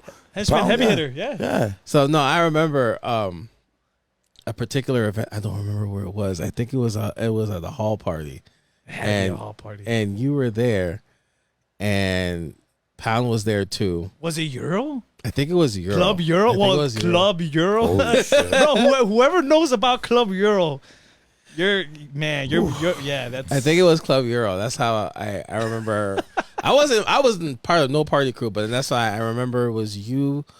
I think DJ Quality was there. Shout out to Quality, and shout out to Quality. And it was you, Quality, and then Pound, and then all of you guys were DJing, and that Pound. I told this story to Pound, and you guys were trying to DJ on this mixer. It was a Rain mixer. I don't remember the CDJs. Yeah, this guy remembers a lot. Yeah, but it was a Rain mixer. Don't ever. Shut up. It was it was a Rain mixer. I fucked up that you said trying to. No, the reason why, because everyone was trying to hook up to the Rain mixer. Like they didn't know how to work the mixer because they were so used to having a Serato box. So I remember that event, and then I remember that whole party in particular because it was packed at Club Euro. Bro, it was 3,000 to 4,000. It was like wall to wall. There'd be lines out the door to get it. They'll say it starts at 9, but really it started at 10. The line was like Euro, where was that? It was on the south side. It was. Oh, that's why. Yeah, sorry. It's ghetto, but man, that It was place like on 47th, I think. But yeah, Damn. it's on 31st and Cicero behind the gas station. Yeah. That's how ghetto it was. But behind the gas station. But yeah, I Must have remember been a big ass place. But I remember. Humongous. But I remember. Knockout was in part of those crews back then, and you know he stood out because you know he was different. He was different, and I remember he was playing like a lot of house at the time. Yeah, Dutch House. Dutch House. That's when like Dutch House was Dirty like Dutch. Dirty Dutch. Yeah. That's why I was like Dirty Dutch because I'm guessing Dutch House was a shit. So they're like those Dirty bass lines Dutch. were fucking fierce, bro. Those fucking things, though. And then that became EDM. Yeah. So it's like, yeah, I went. You know, I actually did go through a lot of crews, and people always like come to me like, "Damn, bro, you went through a lot of like." He did. Yeah, and people are like, "Why?" He's like, okay, well, all those crews that I went through, how many of them are in my level? Like, for me, it was like, if I didn't see us really catapulting and trying to do something with what we were doing, right. like being DJs, like if our goal wasn't to get a bigger hall, to throw our own night to the point where now we could go to a club and throw our own night at a club and probably expand as DJs and promoters. Like, I'm trying to make sure we were all going to make it, either if we went our separate ways, but I wanted to make sure we went our separate ways while we were already up there. Right. If I didn't see that, I got out, and you know, I was just people to the point. I was like, you know, I might have to do this by myself. I wanted a team because I wanted someone to like, you know, like help me, and then you help, you know, like right. just help each other climb his ladder. It's a lot easier, and you know, you build a better friendship, and then production. You know, it's cool to have 2 years, but it's better to have 4. Right. You know, when it comes to production and how you sound as a DJ. So. I mean, I was blessed to go through a lot of DJs, crews and stuff like that. Hit them up. Probably one of like the best ones. We had a studio. We would like Quality was in there. Shy C, like some of the top producers. Yeah. And I was in their crew, and that's how I learned how to make music. Because I was blessed to be at a fucking like team like the Suns now. Yeah, because I remember like again, I wasn't part of the party crews, but I was there, and you guys would have like. It was like multiple crews like do this one event, whether it be at Euro or I think I remember at one time you guys Los Amantes, Congress. Congress Theater was the craziest one, dude. And I think you guys tried to do one at Volcan too. Over Volcan, yeah, we did a phone party. The phone party at Volcan, yeah. We did a phone party at Congress, and that shit was holy, dude. the lineup was ridiculous. We had like over 50 DJs. When was this? What year? This was like 2012. Yeah, it was like 2013. It was like 2012, 13. Man, that's back then. 11, 12, 13, yeah. DJ slots were like 20 minutes. Like, dude, it was... Now that I think about it... They were like 10 for us, man. And then every DJ would get paid like $30. Like, you got paid? Fuck. Yeah, it was a you just get no pay, but you get to bring whoever you want. And it's like 2 people like, what? They're like, you should be blessed you're DJing here. I'm like, okay. Yeah, right. I am blessed. Ladies get it for free. Dudes pay $5. Got to get naked before you get in the foam. Like, oh, let's go. Ew, cochina. Ew, bro. No wonder the Congress smelled the way it did. No, I'm joking. Nah, but no, smells like ass in I here. think after Congress, everything kind of like fell apart. Like a lot of these DJ crews I was in, like towards the last of like when I was in DJ crews, man, like a lot of I guess bangers would throw their parties and we would steal their people, their girls, and then like every fucking house party we ever threw would get shut down out. by police. Like police or you get shut out by fucking bangers. You know, and then that's when like being a crew wasn't even a thing anymore. You know, like for me, I feel like you got to go through a DJ crew to grow your career to become. You know, now I feel like you got to be an internet DJ and then straight to the club. Nowadays, like, yes, you don't got that middle like throw your own parties and create an image. Right. And I think I was blessed to live in that time where crews were fucking dope. Like you had to be in something to blow yourself up. Now it's like it's everyone for themselves. Yep. It's not what you know, it's who you know. No, for real. Yeah, it is. Because I've seen DJs just come out of nowhere. It's like, oh, yeah, my best friend is the booker here. Yep. And I just started DJing. I'm like, oh, you're one motherfucking lucky motherfucker. So that, okay. All right. God damn, knockout, bro. I swear, I love this kid. I love him, bro. Truth. No, I do. That's what I've been saying. I've been saying that. It's not what you know, it's who you know. Okay. Because so there's a lot of fucking DJs out there, no disrespect, that how the fuck did you get in here? You either fucking taking it in the ass or you're fucking doing something because, bro, or it's not what you know, it's who you know. Oh, my uncle owns the place. Oh, okay. Yeah, and then they suck. And then it's like, oh, okay, well, we need you to open up. We're going to put him or her on. And then we need you to close out because who knows how this guy's going to do. I'm like, and why in the fuck is he on the lineup? Yeah, right. Absolutely. Absolutely. So that, because he could bring 20 tables. Oh, well, I could bring good music to keep those 20 tables. Yep. How about he just sticks to maybe promoting? And then leave the professionals. God, I love this guy. I fucking like, love this guy. You know, I speak the truth because that's it's logic, bro. You got a brain up here. It's logic. So then it's logic, and it's not rocket science. But I mean, what the fuck? So says, God damn, bro. Since we're following on Al, Al's, it's not who you know. It's not what you know, who you know. Who's the who's? Shut up. How did Knockout? How did you network your way into where you are right now in the nightlife? You know, like I was talking to before, what was it, like 10 minutes ago? Mm-hmm. I wanted to get into the 21 Over Club, so my guys were like, maybe you should go to them. But I felt like at the time I needed people to be comfortable to even go to the club, so I would always be like, hey, let's go to Primary on a Tuesday when it was like the Sydney times, you know? Mm-hmm. And the detention, the Saturdays, the Thursdays, the Tuesdays. Primary $2 Shout out to Sin. $2 Tuesdays. And you Shout know, out so to Sydney, DJ Sin. Yep. So I would always try to make an attempt to go, right? So you always have that shit where y'all plan it and then like the last hour everyone backs out. Yep. So I was supposed to go. I was even giving my friends the right to go. And they all backed out. And then I'm like sitting in my Hummer. At the time when I had a Hummer, I was like, it's like 9:40. I got, they open at 10. So I wanted to be the first one there. Because I know what to expect. I just make sure I'm ahead of time. And at the time, it was the Sin and Trilogy. Mm-hmm. Yeah. So at the time, I had Trilogy on Facebook, and I looked up to him a lot because not only was he DJing at clubs, but this guy could cut it up. Yeah. And he wasn't afraid. So I would always appreciate that because that's something I wanted to do.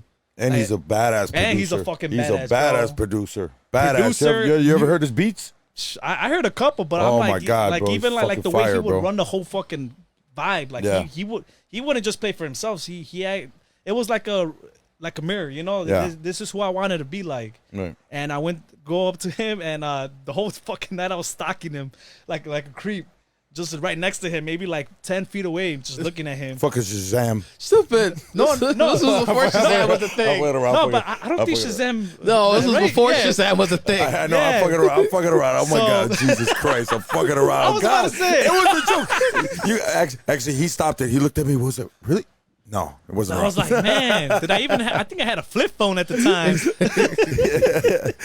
But he kept looking over. I'm like, fuck, I'm probably creeping this guy out. He taps me on the shoulder. He's like, yo, you're Knockout? And I'm like, yeah. He's like, man, you're that guy that likes to talk a lot of shit on Facebook. I'm like, fuck, this guy hates me. Oh, wow. Yeah, so I was like, shit. I felt ashamed. I felt like I wanted to leave on a Tuesday. I just stuck around for like one more drink, and then he taps me on the shoulder again. He's like, "Hey, I heard you're pretty legit. Since you like to talk a lot of shit, how about you come DJ right now?" And I'm like, "Oh, I bring my shit." I'm like, "I'm not saying to like on your laptop. You say you're a real DJ. You can DJ off my music." No shit. Oh, wow. Put me on 30, 40 minutes. Took me off. He's like, "My name's Joel, bro. Dope set. Not a lot of DJs your age have balls to even hop on a fucking someone else's computer and type shit in." Right. I wasn't even going through his folders. He didn't even tell me what folders had what. I was just typing away like artists I knew, BPMs I knew they had. I hope this motherfucker got it, and he does. You know, He's got everything. Yeah, He's has got everything. bro. So Yeah. I appreciated that, and he's like, "Yeah, my name is Joel, not Trilogy. Yeah. Like to you is Joel." I'm like, "Cool." He's like, "What are you doing Thursday?" I was like, "Going to work." He's like, "Cool, I DJ next door. Come through. I want you to meet this guy." Met Sin, Yeah. and then like Trilogy introduced me to Sin. He's Oh, like, that was a big mistake. yeah, no, and then That was a big mistake, huge, bro.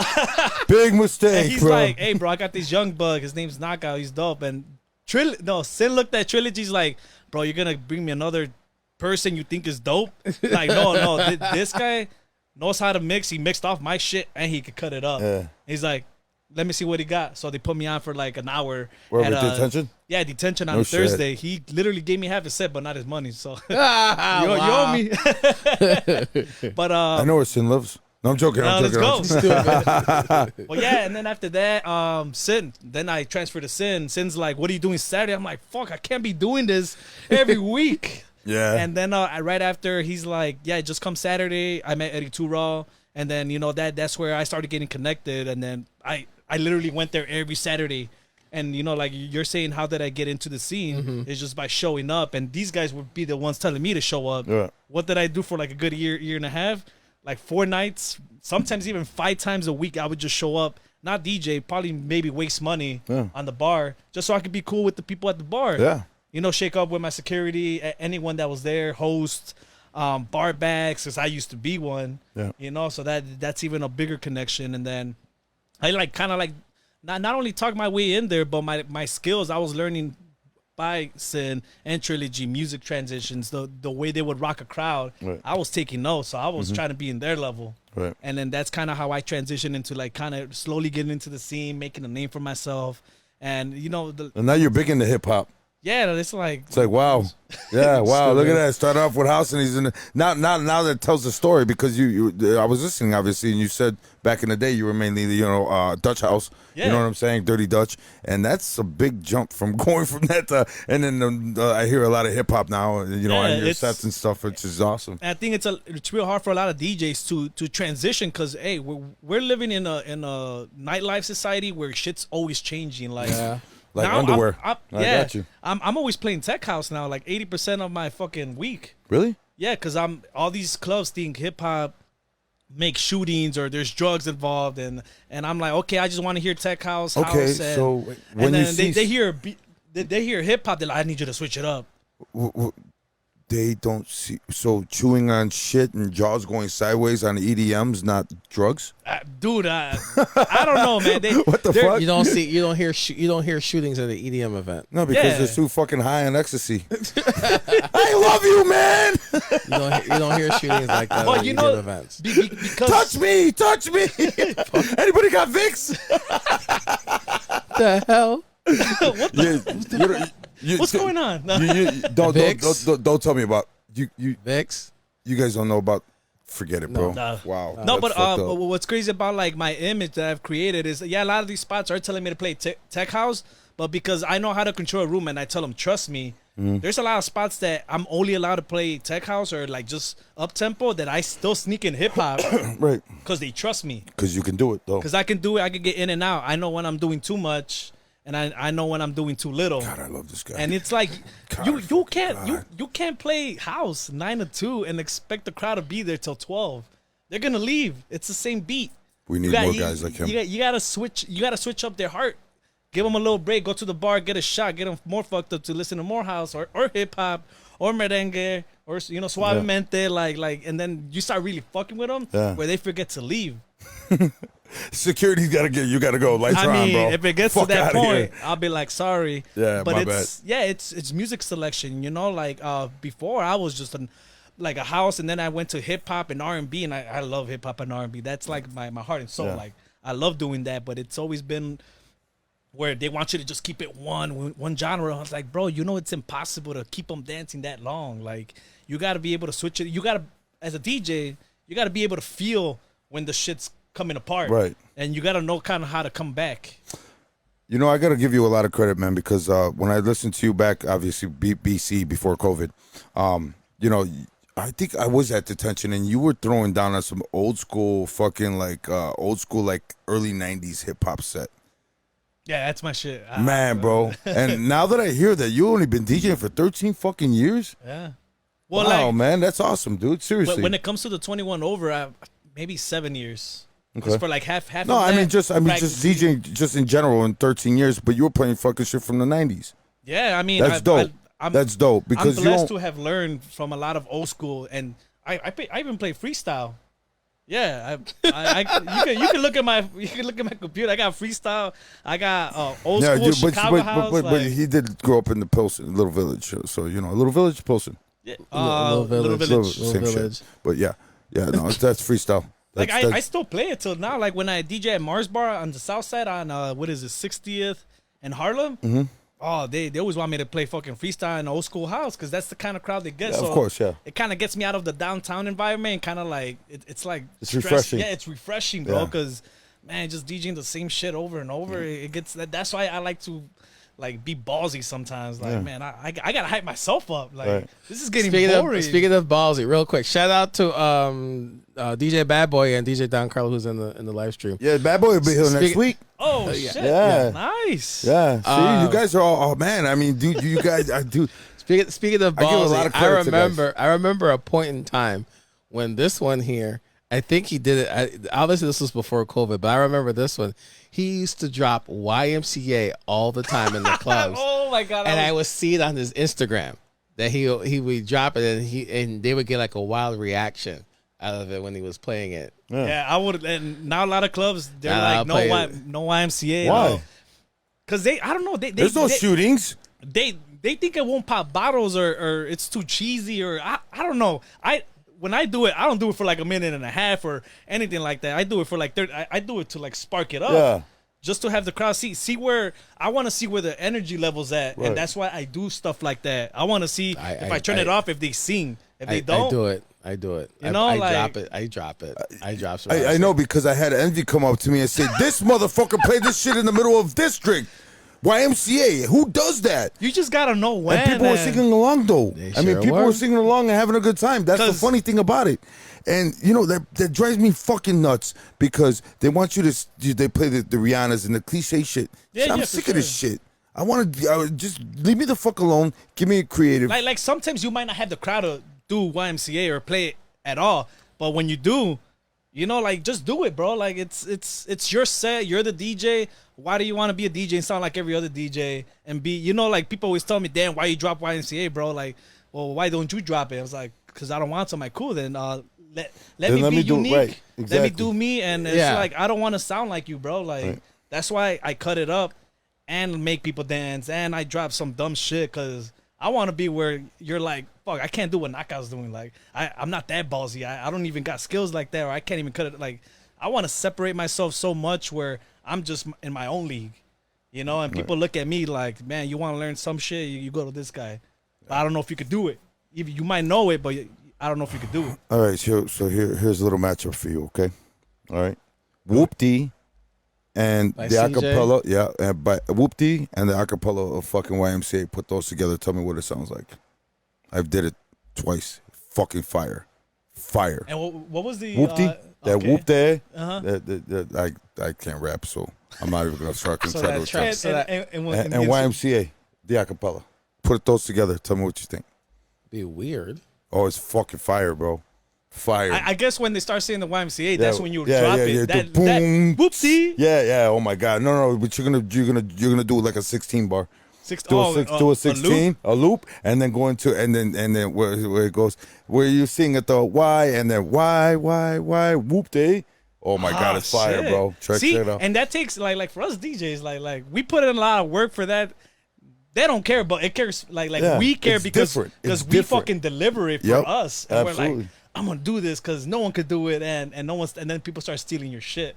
Give a fuck, bro. Because you But know it's what? about, can they pull it off though if they steal it? Yeah, I mean, you can steal whatever you want. I mean, to do what you want, man. Because that's why I don't like Crooklyn Clan for that reason. Is because they take two dope ass songs and they just, you know, and they match them up. And that's when that's why I'm playing a lot of matchups, because I do matchups live. Yeah, it's like You know, mashups are dope, but when you're talented and you got this mind that you could just create shit on the on the fly.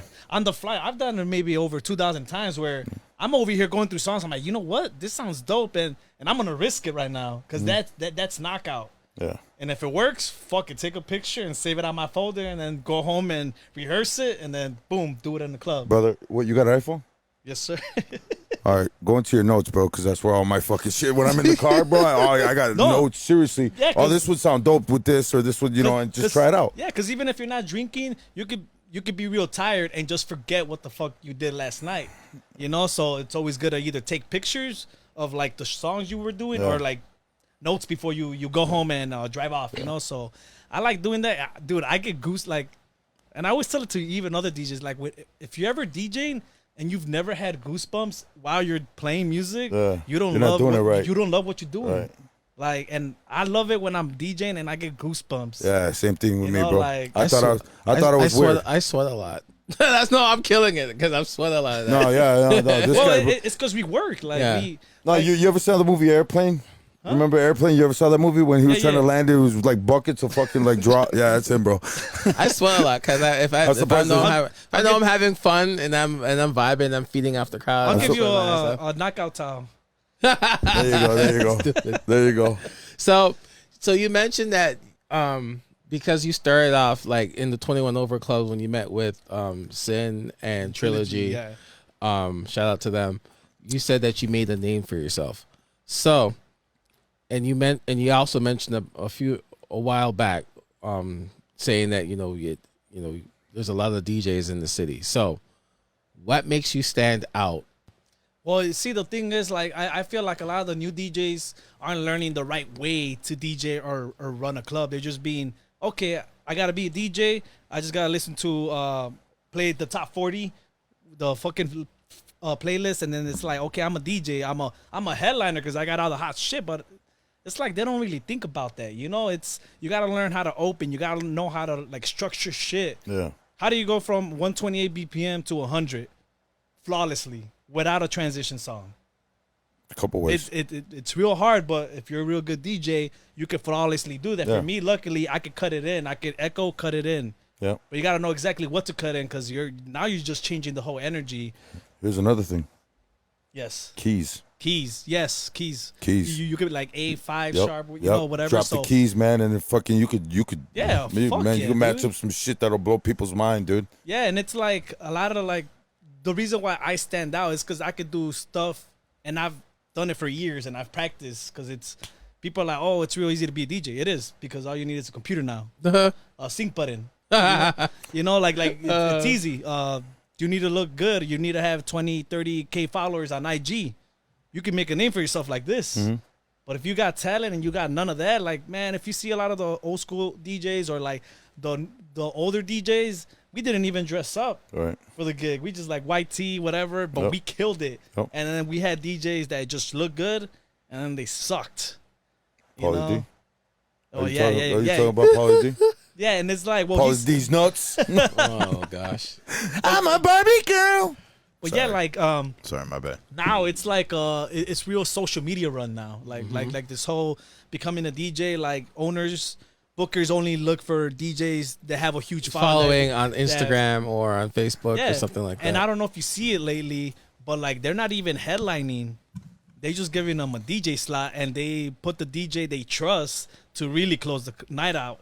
Before, there was a lot of these people that were literally headlining the club, and they wouldn't rock the shit because they're like, fuck, he's only famous, he's not good. It's like, well, no shit. Like, DJing is easy when you done it for a long time. It's fun. We could do this shit blindfolded, but for a lot of people, it's like hard. Yeah, it's real hard. And I'm like, how do you make it look easy? How do you have a shot in your hand, knockout, and cut it up on one hand without using the fader? I'm like, I don't know. I can't tell you how I do it. It's just now it's in my blood. Right. And you know, it's something that makes me feel like I'm in control of the fucking night. Like, to be honest, us DJs, we're in control of the bar, we're in control of the floor, we control your club. Right. Absolutely. You might book us, but we control your club. If we really wanted to empty this shit out, we could. Yeah, exactly. Real quick. Real quick. It's called a stop button. No. It's called country in some places. If we wanted to make sure, if you wanted some to make, norteños in an all-white club. if we wanted to make sure there was no one at the bar, well, guess what? We just gotta keep this shit lit and make sure no one visits the bar. Yep, absolutely. Now, as a DJ, you're in control. Like, you gotta be able to hype it up and then slow down for like 10, 15 minutes, let them get a drink, boom, right back up. Yep. Then the bar's making money. And you see a lot of DJs they just think they gotta throw it down. And it's not like that all the time. You gotta be able to control in and out. Like, your servers are gonna be like, man, I pop so many bottles. Or like, your bar's like, bro, every time you DJ, I make a lot of money. Because the people come back to the bar, and then you still get them. And you did not bring not one single person with you, but you got that place lit, and that's all you need. Yeah, bro. This ain't I don't know anybody here. Like, man, who the fuck are you? I don't know. Like, I know DJs that bring like 10, 20 people as a posse. I'm like, that's cool. But like, for me, if you've ever seen me DJ, I always have my legs spread. And this is something Metro and Boy J taught me. He's like, this is me telling you, get out of my space without telling you. Right. Like, when girls get near me or the decks, for some reason, if they get access, I don't know how, but I spread my legs and I'm like, get the fuck out of my space. Like, I don't care how hot you are. You spread yours, I extend mine. Fuck out of here. And it's easy. It's fun because I don't like bringing too many people, and if I do, it's just like a couple. It's just, man, I'm DJing, like I'm doing my job. Like, I don't want to. They're the work. Yeah, I'm not here to take care of you or get you a shot or hey, bro, and then I'm DJing, rocking a crowd. Like, when people see the DJ being distracted, then the people are like, he doesn't give a fuck about the party. Like, or he's playing a premix. Yeah, and it's like when I'm always like this, when the DJ's on the phone while they're fucking DJing, it's like, bro, really? Like, it's a bad look. Yeah. It's unless you're gonna do a fucking TikTok. I was about to say, or a reel. Yeah, or a reel. You know, like, I just hate it when, you know, like, a DJ's DJing, they're rocking a crowd and they're like this. You know, and they're not even doing. They're like, you know, and then they play another song. They do it, and I'm like, that means you just don't give a fuck. Right. Like, you know, so I want to always separate myself because it's like I want to be able to do so many stuff that's real hard to do, and you need so many hours behind it, and that's how kind of like how I expanded myself and created like what I feel is my own league. Like, you want to be like me, like you got to be able to be real too. Like, you know, like, I've been here for like 20 minutes, and it's like, I talk the truth. I do talk shit, but because I care about what I do. Right. You know, like, I wouldn't consider myself fake. You know, like, when other DJs of my buddies suck and they throw a bad set, I'll tell them. But I kind of, what the fuck was that? But I kind of expect the same too. Like, if I fucked up, I don't want you sugarcoating my shit. Yeah. I want you like, bro, you kind of like fucked up, and I'm like, damn, thank you for at least I know you're my friend, and you're telling me, instead of, oh shit, man, you did a good job, bro. And in my head, I'm like, I know exactly where I fucked up. But you know what? When you're live, man, and it's you're bound to fucking do at least one hiccup. Something happens, man. That's always gonna happen. Especially with them fucking touch sensitive platters, bro. I mean, you're like an inch off the fucking thing, and it'll stop or something, and I'll be like, what the fuck, man? You gotta turn the sensitivities down. That happened to me this weekend. What do you guys think about controllers? I love them. I love them, but then it's a pro and con for me, man. Because if that controller fucks up, then the whole thing is fucked up. You talked about that last week. Yeah, I mean, you know, I love the pads and everything. Like, that's dope. If CDJs alone had like little pads, I don't know if you see. Well, I seen you got the Dicers. Yeah, I got the Dicers. I got that. I got the SP one. Yeah, like I'm using the Dicers, and Gordo's like, what the, like, you're bringing some old school shit into the game. I'm trying to separate myself. I want people to be like, what the fuck? I tell these DJs, like, you know what these are? I'm like, the fuck is that? And they're like, Dicers? I'm like, yeah, Dicers. And they're like, oh shit. I'm like, yeah, you're too young. Yeah, you're too young, bro. They don't even make them anymore, bro. I'm kind of young too. Yeah, they though, sure don't. You know? They sure don't make them anymore. Yeah, I love my Dicers. I do. Yeah, at first they were a little hard to get. They were to get used to, and then the chords and shit, and I just the loops. Yeah. One time, I figured it out, man. It's and I'm still figuring it out because I barely started bringing out the Dicers out of dust this year, and I told Gordo I kind of want to do more. You know, like, I want to really separate myself. I want to have this image of like, dude, this guy brings out shit. You know what? You can actually map stems to those. Oh, that's fucking lit. Yeah. I didn't know that. Because remember, you have three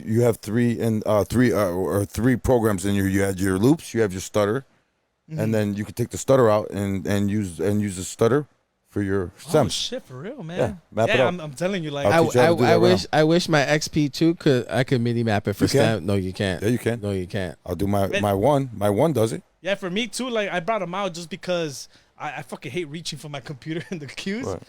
Even though I'm pretty like precise, I'd rather have them here and I'll cut it up and just like, Right. you know, like, Yeah. just, like they're like, what the hell are you doing? Like, I know these CDJs came with them. Like, nah, these are mine. I'm taking these home. They're mine. You know, like. So you usually mainly you're at a lot of big downtown clubs. So they usually have what the DJM 3000s. the DJM 900 the Nexus. Yeah, Nexus. Yeah. Most of the that's like, I feel like that's industry standard. Almost. almost. That's that is the industry standard. For channel for sure. Yeah, they're trying to move into like the VF. See, and please forgive me because V6. I don't 99% of the time I always have my DJM controllers. V6. But can't you MIDI map the I know you can MIDI map the 900 and the Nexus. There's a couple MIDI map buttons. For what? I mean, you could just You just might be able to, stems. yeah. I mean, just stems. The 900 Nexus. Yeah, you can MIDI map. It's some a of the, 4-channel mixer with no pads. No, you don't need pads. You can use them for the ones on the the cue left buttons. side? Oh, the You cue could- you buttons. could- yeah, yes, the cue yes. buttons. I mean, anything that's pressable. Yeah, the cue buttons. Yes, you can. Yeah. You can MIDI map them. Look, man, I wasn't thinking. Well, Yeah, it's- with the effects button. Yeah, you Wow, can. look at the fan. It Yeah, spins. and Shut I up. mean, the only other reason why I hate the controllers too is, well, it's like, bro, okay, if you don't have the driver and then they don't tell you what fucking controller they have at the club, It's simple. then it's like, okay, cool, I need internet. Oh yeah, well, we don't know the Wi-Fi. I'm like, well, dude, this is why I tell you, like, it's crazy. Yeah, internet, but in the club. No, sometimes the Wi-Fi works. I have a Wi-Fi on this too. No, cause mine. your I had the Hotspot. hotspot too, but I'm like, fuck, 30 minutes to down. You know, it 30 depends. minutes to bro. download, really? Yeah. Wow. Mine's at least. It happened a couple times. I had to do it at a club. Oh, Actually, thank God. New Year's when I DJ'd in Santa Baby or Baby Santa or whatever, Deuces. Oh yeah, Deuces. Yeah. Luckily, I brought this old gadget called the Serato box. Yeah, I love this guy. I love this guy. I do. It's funny. I swear to God, bro. It was funny. Yeah. That's funny because shout out to DJ Ecstasy when they DJ at the Progress Bar a couple Thursdays ago. And we were talking. I was like, I still have my Serato box, right? He's like, "Are you for real?" He's like, "Yeah." It's like it's in my bag, and I showed him my SL4, and he was like, "Damn." He's like, "I don't carry my box." I'm like, I always carry it because of that. "Yeah." You're like, you may never know what you be running And into. There's been a couple times I'm over here DJing as like I was when it was house parties, like back in my younger days, and we didn't have a controller. We could still throw it down on the computer.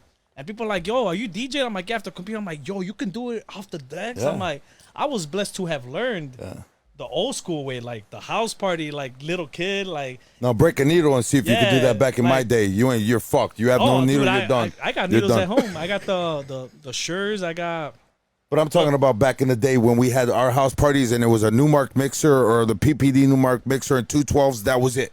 Oh, dude. No yeah. laptops. Laptops weren't even that a thing. was- Mac or Apple wasn't even designed. You Mac- couldn't even have that much bass because you didn't want the needle to jump. No, bro, we had fucking rock that shit, bro. We used to be able to put our turntables on top of the bass bottoms. Oh shit. Yeah, because we had Oh, we had the suspension systems. Nice. We just. I think I caught Mad Jazz once when I first started going to like the ghetto division parties, and they would bust out the vinyls and shit. That's so Man, dope, I bro. was like, bro, that's fucking difficult. That's so like, dope, Like man. you literally can't have anyone coming up to a request. Like you got Dope. like Yeah, you're once you got selective. it on beat, it's either you rewind or you jump the needle, put it lightly, and then find it again. And sometimes once you let it go, that's it. Yep, that's it. Yeah, there's no cue points, Ain't no no nothing, cue bro. point. You're done. They know Yep, fucking yep. 8-bar, 16-bar cue point. No, it's Yep. you That's- fucking fix it. That's committing suicide. That's once you jump out that window, bro. That's it, bro. There's no coming back, bro. And that's why I have like a lot of love and respect for the dudes that did actually do this for a certain amount of time. Yeah, it's easy for me. That's why we make it look easy. Luckily, I was towards the back end of that like vinyl. Like people were still doing it a little bit here and there. But it's like now it's a piece of cake. Like I'll be celebrating 25 years with those. damn, 25. 25 years. And they still run like a baby, bro. Bro, no, Those are my these things babies. take a fucking beating, Bro, dude. so it's 25 years of my That- life, man. I think that's why they stopped making them, because they would last so long. Yeah. You would They need to would- get yeah. them fucking. Now that's why they make all the new ones where they can break at some point. Yeah, 'Cause just like the new Max. Yeah, the companies needs to make money, so they need to make something that's gonna work, Yep. but for a certain amount of time. No, this, Yeah, these when they came up with these things bro, are tanks. Like man, Trilogy actually sold me a couple. At home, I got like 6 pairs. Damn. Yeah, for no reason. Yeah, just to buy 'em. Just to buy them. You're a fucking hoarder. You're a technique hoarder. All right, Well, I got it. I mean, hopefully later in the future, I could kind of like teach people or like That'd be people cool. that That's awesome, man. Seriously. just to kind of still like go back and like this is where I came from and kind of find the love back of DJing. And at home, I always practice on my turntables. I don't have CDJs. I still got the 3700s, but I mean they're collecting dust. They're fucking broke down. The only reason why I like them because they were turntable and CDJ at the same time. Yeah. Like I think that was the coolest part. Oh, of the it. Newmarks, the Newmark. No, it was a Denon. Oh, the Denon. The 37 and the 39s. Yeah. They're literally Like you're able to put a CD. It's like a CD slot. So you're able to Oh, put a yeah, CD yeah, in, yeah, yeah. and But then then they at the have the top. turntable. Table on the Okay, top. yeah, those things are fucking heavy, bro. Holy shit. Well, those were the reason why I bought them is because I wanted technology, but I wanted to keep with the feel. Because at Scratch Academy, they almost didn't have any CDJs. No. Like, it was you were learning how to cut or mix off a turntable, Tables. and they didn't even give us laptops, or we couldn't bring our laptops. We would learn off vinyls. I love How to these cut. guys. I love these guys. So That's it's like exactly, we yeah. weren't looking at the computer like Yep. everyone does when they're DJing. They're just, I'm like, yo, how about you look this way? Yeah. When I'm DJing, I'm over here looking at the crowd. I'm cutting it. I'm fixing it, and I'm looking while I'm fixing it. Yeah, you have to. Yeah, you have to. And it's real for a lot of people. It's real hard to like look, see the vibe, and fix it while transitioning, or talk to someone and fix it. Or you're not doing this while you're transitioning. You're stupid. Who did that? Doing the hearts. But it's like I can do that. I can have a drink mix blend, and it's because it's so like this DJ stuff that we've been doing for so long is so ingrained. When you love it, Yeah. we make it easy, and it's like, okay, cool. Here's $400. I'm like, oh, thanks. Yeah, exactly. We didn't even work. So in the industry right Hugo. now, you've been in it for almost while now. Yeah, you've been there for a while now. Where do you what change do you see ever throughout time? Like in the future from now. Well, back then, like what did you see in the industry back then compared to now? Like what changed in your Man, opinion? I think just back then people would just really play their role. Like like if you're an opener, open like set the vibe, bro. Like I get your fucking egos right there, but bro, like it's not all about you. Right. And I think back then that was a little bit more like they gave you the slot because they wanted you to like, dude. There was certain DJs that could only play reggaeton, but that's because I'm like, yo, I'm gonna put you in the spot, but this is all you can play, and they followed it. And a lot of these parties that like back then they were real successful because everyone was on their shit. Like now it's like Specialty. like okay, the opener plays the bangers and then the setup plays the bangers and the closer plays the same shit. Like okay, well I guess we're gonna listen to Suavemente like 4 times out of 4 DJs. And I feel like it's I don't know, like now it's this because the other DJ fucked up. He played the same shit you did. Right. Like where's the fuck up? Like okay, like you got to get DJs to open. I feel like back then years ago, like you said, there was a role. yeah, there was a role, and owners, bookers booked you because you know how to do that role. But obviously, you're like, then how am I supposed to, like, every question that every DJ has, how am I supposed to level myself up if I'm playing the same opening set? I'm like, it's called wait your turn. Like, shit's going to happen. Right. And they're going to give you an opportunity. You keep doing a good job, this DJ's probably going to fuck up, get drunk, go to another club where there's more money. And since you've been there X amount of months or years, you tell the owner, hey, bro, I've been here. See, this is the thing, too. Like, DJs don't know how to talk, man. Like you got to learn how to say, like, hey, bro, like, where's my more, like, I want more money. Right. You know, like. You know, I said this in the beginning last year and the beginning of this year. It's the time for DJs to raise your rates. Hell yeah, dude! It's Because- like inflation, and I think no one's fucking risen anything. And you know, they're not and like you just mentioned, a lot of DJs are afraid to ask for more money. Yeah. And I think the reason why, because They there's suck. was not that no. They But think it's like- it's sometimes it's that, and they also thinking like why is this guy asking me for more money where I could just ask another DJ to DJ for less the price. Like you gotta become, that's why as a DJ you gotta become valuable. Like you gotta, like I said, become unique. You gotta create your own league. Like yo, you're not gonna get another The Knockout. Yep. Book anyone else. I don't care. I'll go to another club, bro. I'm like, there's like 50, 100, 120, 500 clubs and bars in Chicago. I love this guy. Fucking man, God, I love you, And bro. it's like the people See? like, oh, it's because I have to DJ at this club. I'm like, why? It's like, oh, because everyone is. I'm like, that's cool. Expand your, blow up another spot. Right. Maybe you become the book. Maybe you create your own night and you make more Absolutely. money, and then you start patting yourself on the back of the decision you made. Yep. Or You know? dude, it's not what It's again, you never know who could be walking into that fucking small ass bar, that little corner spot, bro. I've gotten a lot of big breaks because of Me too, bro. Yeah. Like one time I DJ at this club and the dude was at the time a booker for Joy District, and then I've been DJ at Joy District the last 2-3 years, and that was all because I threw down at a small bar Yeah. that had no potential of me expanding, but the right dude walked in. in and he saw me cut it up, and this was back at Crocodile. Wow. Yeah. Holy shit. Wow. Wow. I haven't heard that name in a long time. He saw me cut it up. He's like, bro, we need some of that shit. I'm like, where? I'm like, Joy District. I'm like, where's that? I never went. This is kind of when I started the club scene, what was it? Chris G is the one that got me in Crocodile. Mm-hmm. And then that's how I expanded. But just because this dude is like, yo, just visit me, I'm like, damn, this is a dope ass fucking club. Like, legit as Joy District. Like, yo, this guy's name's Knockout. He's dope. Yeah. Within I think it took a while. It took like 4 or 5 months. I had to, like I said, I had to keep going as a DJ, showing love, support.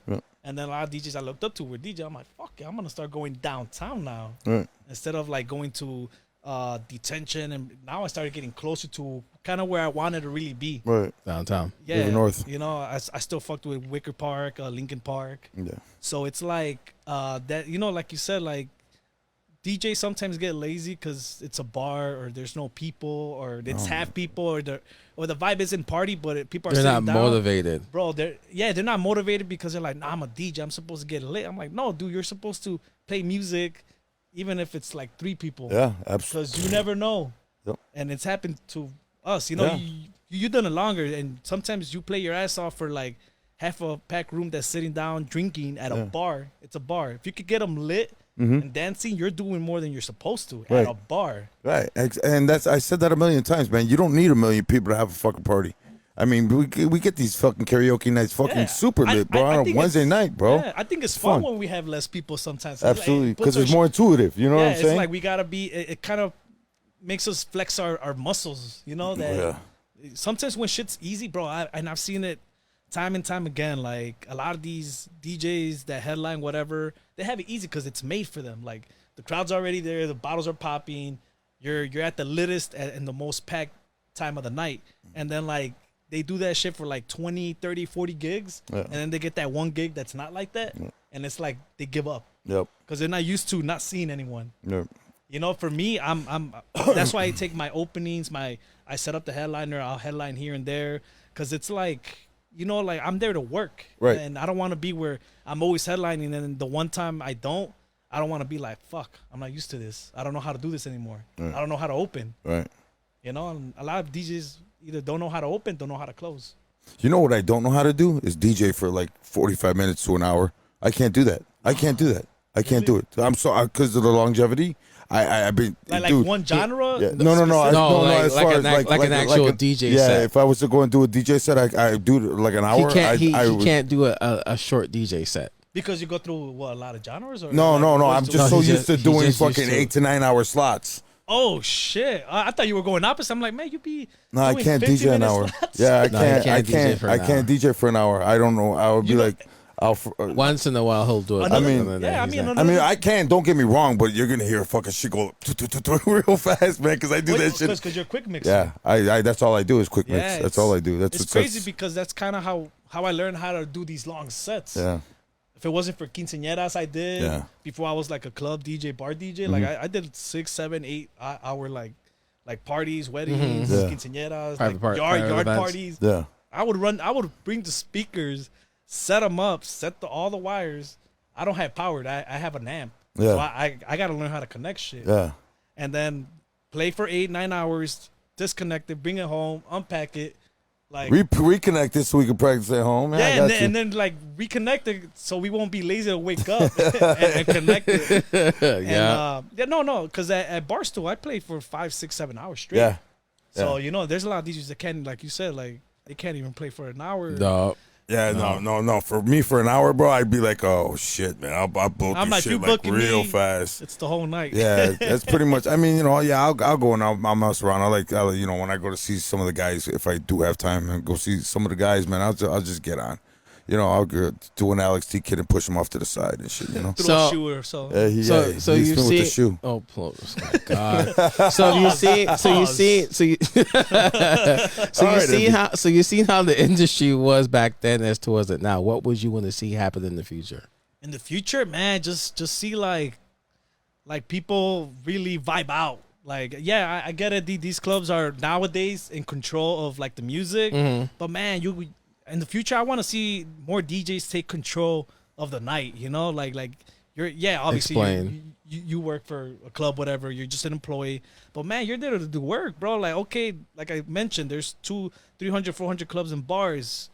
If you feel like you're not in control of the night, like obviously you're gonna come in there, and I usually do it. It's a thing I'm always doing.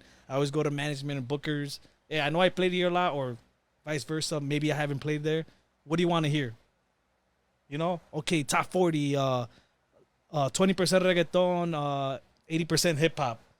Cool, I got you. There should be no reason why you should be coming up to me and telling me to switch it. If we're doing, so the only reason why I do that is so you kind of already tell the dude, like, okay, this guy knows what he's doing because he came up to me and asked me professionally how to run the night. So, like, in the future, I do want to see, like, more DJs like go up to like their promoters, even though they know what to play. Is there anything different? Is there any Bears players coming? Is anyone famous coming? Is someone important like the owner and doesn't want to hear this, but you usually play this? You try to sugar because there's a lot of clubs like, hey, the owner's here, bro. No hip hop. I'm like, yeah, but this guy, like, I'm not, like, I'm not gonna say any club names, but that's just industry. It's not about me even saying club names. It happens everywhere. Like certain people walk in.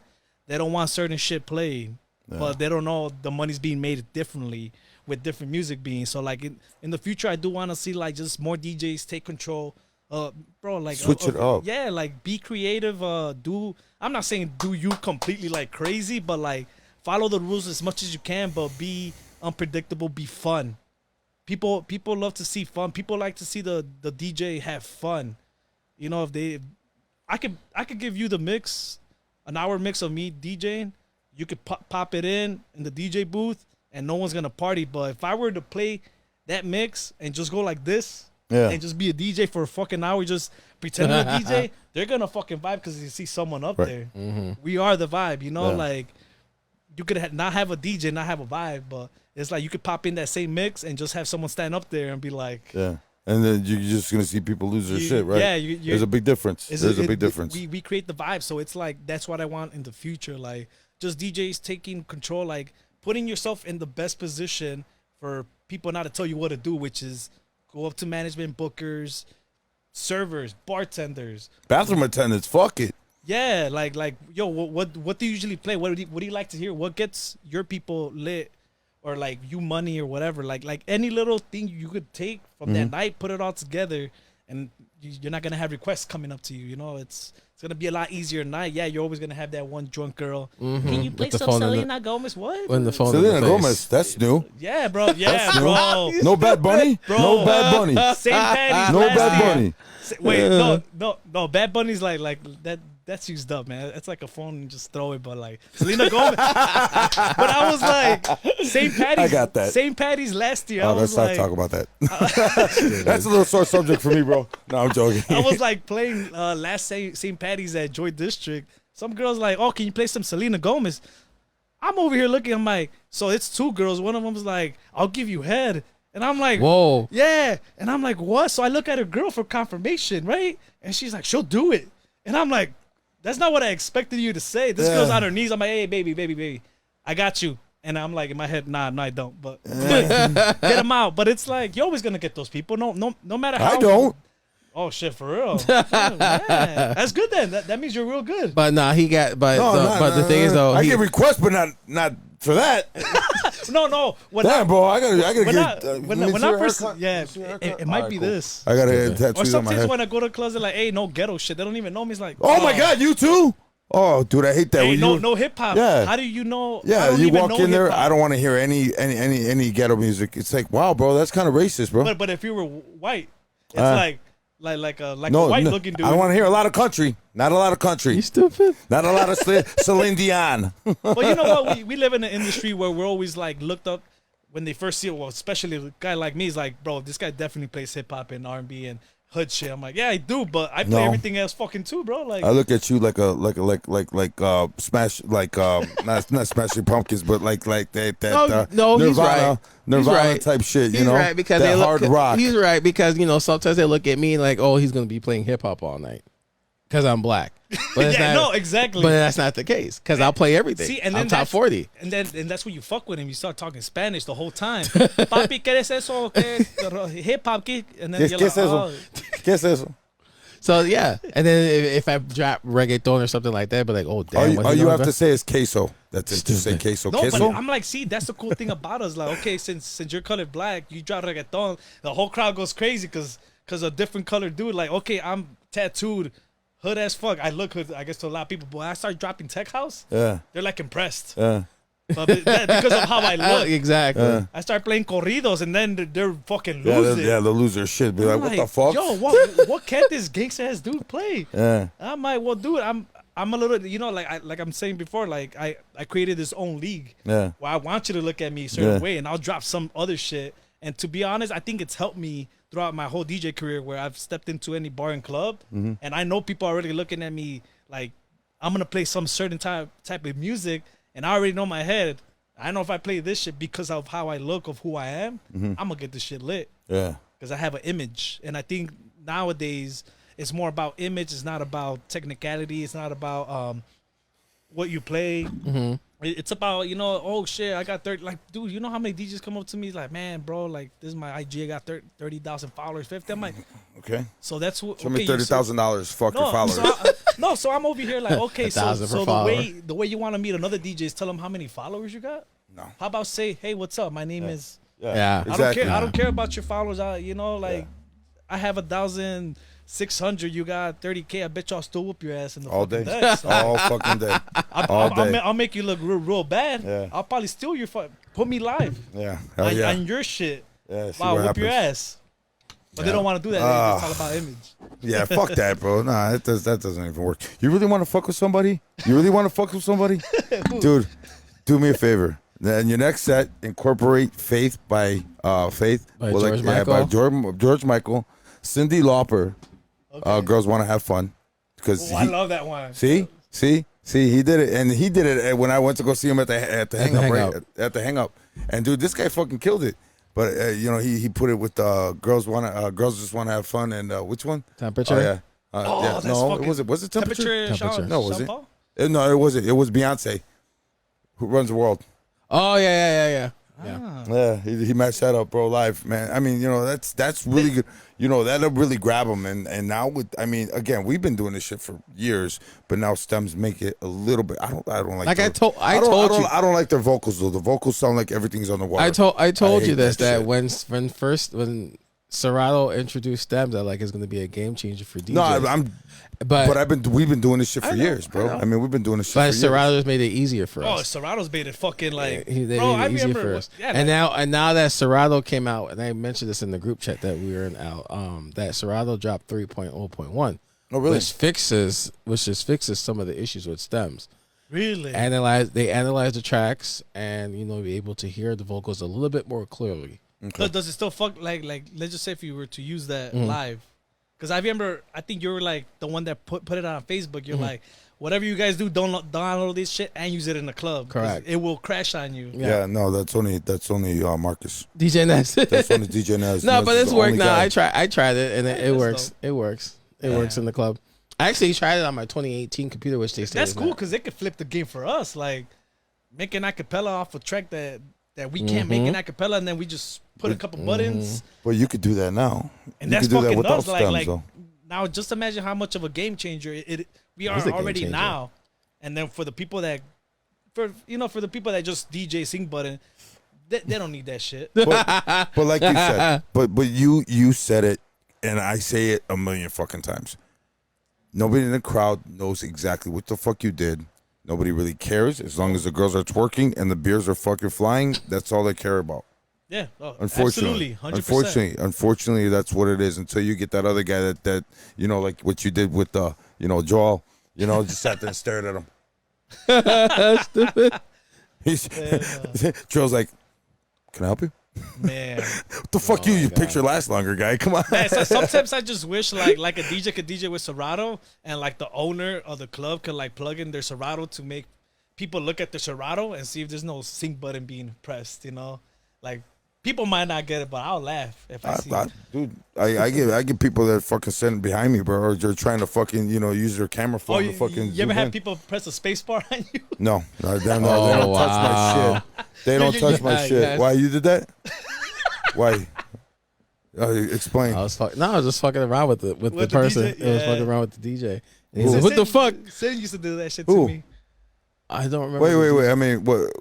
You press the space bar, so what it does is it changes the from the waveforms. Okay. It goes sideways or it goes. Yeah, No, you just don't see the waveforms. You don't see the waveforms. You don't When know you- that? No. If you press the space bar on mine, it actually changes the viewpoint. Oh, so it makes it. Yeah, it's Instead of horizontal or it going makes it horizontal, vertical, right? Vertical. No, well, if you hit the space bar, you don't see any waveforms at all. And that's what people like. That's what you see. Serato DJs just. No, the waveforms are still there. It goes sideways. No, Damn, yeah, no. When it doesn't. It goes away. What fucking Serato you have? Because I have the same one. Dude, I have the Oh, space you know bar. what? No, your ass is still using the older version. Yeah, of Serato. That's what it is. You scratch live? No, No, I'm on Serato Pro. No, he's I on got- Serato DJ Pro, but he's using an earlier version because he doesn't He have. doesn't. No, I have now. I do. Now I do. You see that one right there? Yeah, I see That's it. the new one. It's not the M1 chip, but Look. still. So you have, but you don't have the latest version. Are you running the latest version? Yeah, of I'm Serato? running the latest version. Yeah. So then, when you hit the space bar, you should see. I haven't really taken it outside yet. okay. I'm still using Yeah, my we old back. used to do that, or like they used to do that at me. Like you're DJ, like, oh, you really think you're DJing? Boom, Boom. press bar, space bar, and then All you the can't- waveforms you- are gone. You can't see when a match. You just up. see the Oh, tracks. you really want to fuck with somebody? You just see the tracks sit and there, see the number and the sit track. there. Sometimes track time.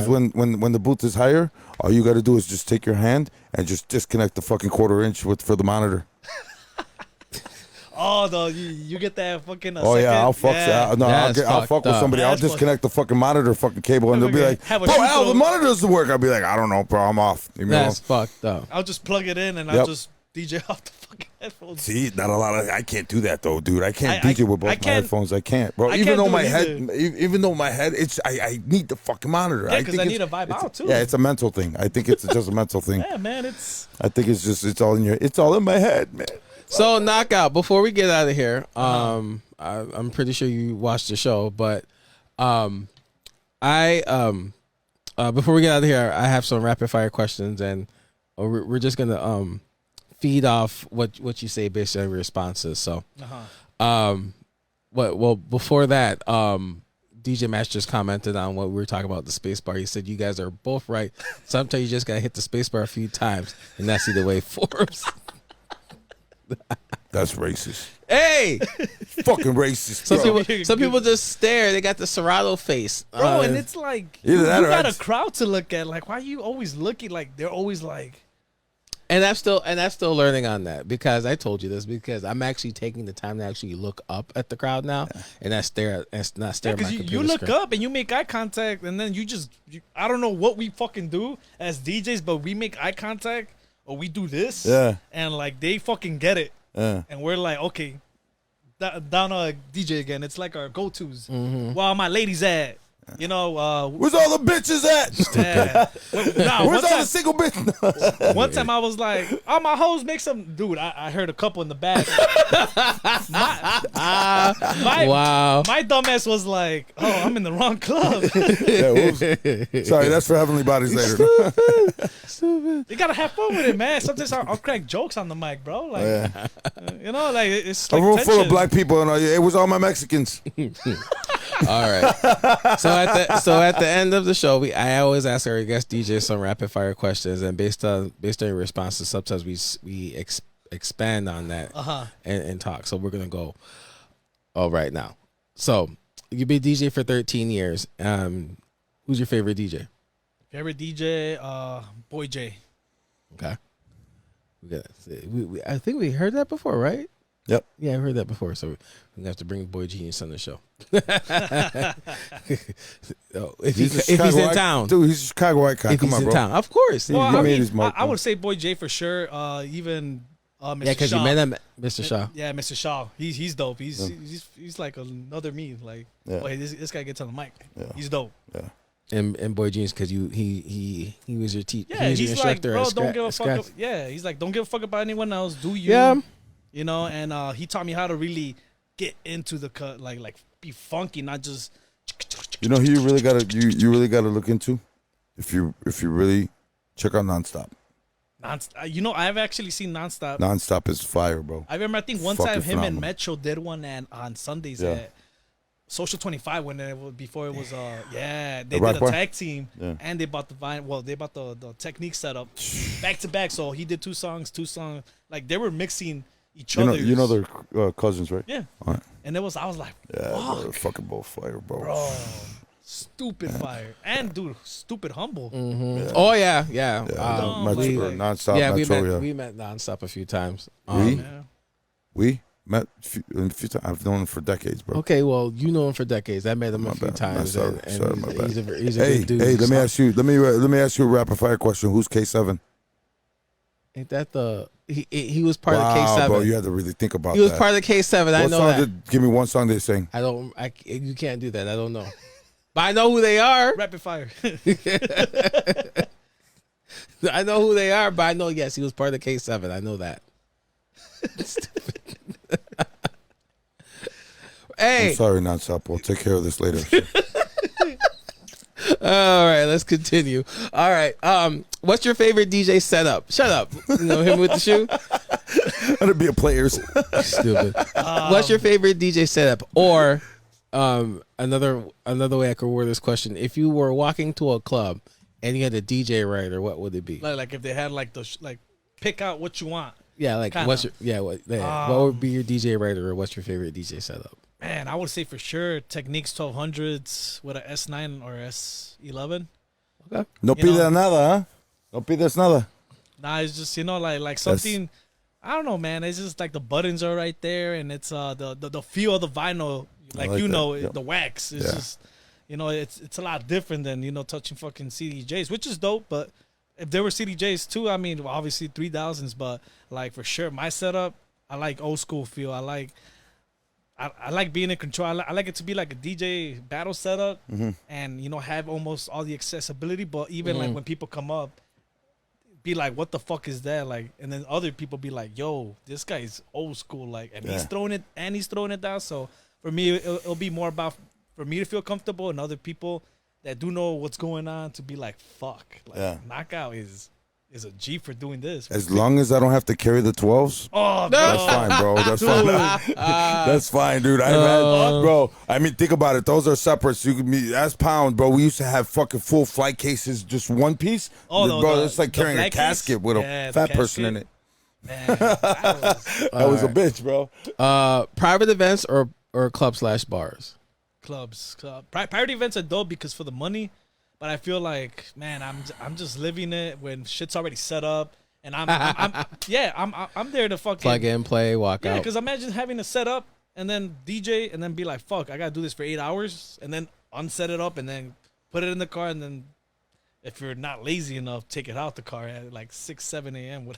whatever time you end up getting home. But for sure, clubs and bars, it's just I like making people dance, different people, different cultures. You know, like sometimes I'll get like the Indians or whatever, and I'll throw a couple Indian songs, and then that's when they come up. Oh, do you know this? Do you know this? I'm like, fuck, I shouldn't have played it, but it's fun, you know. Like if I do have it, you know, like it's just Bollywood works, bro. Bollywood works, and I laughed at myself. I said this before. Shout out to DJ Sabash and the lad. I used to play a lot of Bhangra in Bollywood. Really? Yeah. I one time did a Brazilian party. Fuck. Uh, not one girl in there did not have it, bro. They all had booty. Like I was like, I gotta be here more often. So they started talking to me Portuguese, thinking I was Brazilian. I'm like, no, I wish I was. I did. I did a Brazilian party. Are you full Mexican? Full Mexican. Oh, really? Where from? No, León. Okay. Yeah, Monterrey, and then my mom from Sabinas. So beautiful places, man. yeah, bro, Both, beautiful. man. I can't go there, but beautiful. I did. Killed. I'll get my head chopped off. No, you I won't. did. You'll be fine. You'll be fine. I did a Brazilian party. Oh, they're fucking amazing. At Masada. Yep. Yeah. Yeah, I did a Brazilian party. Fucking what's his name? Bruno. Yeah. And Shadi. Yep. He's like, oh, just have all these Brazilian songs, and bro, the beautiful women. I did. Every song booty shaking, like every song. I did the Brazilian funk. I'm married. I don't know what you speak of. Shut up. I'm married. I don't know what you speak of. I plead the fifth, bro. And you know, and I was telling Al too. I was like, I got into Bailafunk like very, very That's last dope. year. It's dope. It's Quality it's asked me to tell you to speak Spanish. He already did, Quality. It's all right. Let's go, bro. He passed. He's good. Man. So since we're talking genres, what is your favorite genre to play? Favorite genre, for sure, hip hop and R&B. Like I like sexy shit. Like I like to get the crowd really into it. So so like my favorite ones would be like brunches, because that's something you don't want to get lit, but you want to have like a sexy you know. And sometimes, man, I'll be having these people sing along at like 1:30 p.m. and then the fucking owner's like, bro, I need you to like, they need to eat. And I'm like, no, they need to get lit. Right. All day. I remember when I played that district, I did I started off with R&B. Like sexy stuff. Yeah, You know? play some Neo, play some Erykah Badu, See, yes. Neo, some Usher, Mario, Mario, like Bobby Valentino. Yeah, I remember I played all that. and it's like you don't want to get like you know, or even play house at that time at 12 or 11 a.m. that you get booked. It's just like you want to work your way into it. Exactly, that's exactly what I did. And sometimes you don't have that crazy crowd, but if you do, I started off. I remember at district, I started off slow, and then I got into like dancing. That's how I ended up playing YMCA over at district. I mean, you could play some fucking you could play some of that fucking low key house music, bro. That like R&B type, you know, 115, 120 beat per minute, and just stay in that genre. You can. It's mellow. It's chill. I love it. Oh, it's that loft house. Loft house. That's what it's called. Loft house. I love that shit. I guess it depends. I love that. I guess it depends on the venue and the crowd that you see. That's. Well, I mean, that's shit that dude. I play some of that shit during cocktail hour at weddings, and it's vibey. It's chill. It's upbeat. It's just you got that saxophone, that sexy feel in the background. Shit. Yeah, that saxophone house music. You know, that live instrument house music shit. It works, man. When people are just sitting down and eating, their way of partying, and you can see it, is just bumping like they're eating and bumping shoulders, correct, and that means if it wasn't that type of day, or if it was a night, there would have been. Yeah, they've been so pumping like when you get this and they're eating, that means you got the vibe, right? You're vibing, exactly, and bro. Then you have them singing, and then you lower it, and I love this kid, dude. I'm telling you, bro. All right. Favorite genre? I mean, I'm sorry. Favorite venue to play, past or present? Man, Soundbar for sure. Soundbar, Joy District. Let's see, man. Detention was fucking fun. We talking about this too, bro. Yeah. Not like the stairs though. Oh no. Hell especially when you're fucking drunk, dude. Yeah, you got 2 flights. No. What, yeah, right. 2 flights. No, that's like 4. It's like this. That's like 4, right? bro. No, it went straight down. There was no landing, bro. There wasn't? No, hell no. I haven't been there in a while. I thought it was like there was a landing. There was. Yeah, that was a landing. The concrete at the floor. That was a landing. No, like you were going up the stairs and then like there's a flat surface and you go back up and you continue going up. Yeah, there was like a small landing. You're talking about the climb on American Eagle, right? Right. No. The roller coaster. I'm like there, Jefe, Hubbard Inn. So like almost mostly like Hubbard Street spots, you know. Just the vibe, Soundbar for sure. Like that vibe downstairs, and the fact that when I tell them like I said before, do I need to play anything? They literally, I think our best words we ever hear as a DJ is "do you." Yep. Yeah. Like, oh, which one I'm gonna play, bro? You do you. Yep. That's like, all right. That's green light, bro. Let's Green go. light. Let's go. Just slide. Let's go. Have the whole club doing cha-cha. I almost get fired. Why not? Fucking who cares, man? Who cares? As long as it's not. Everybody.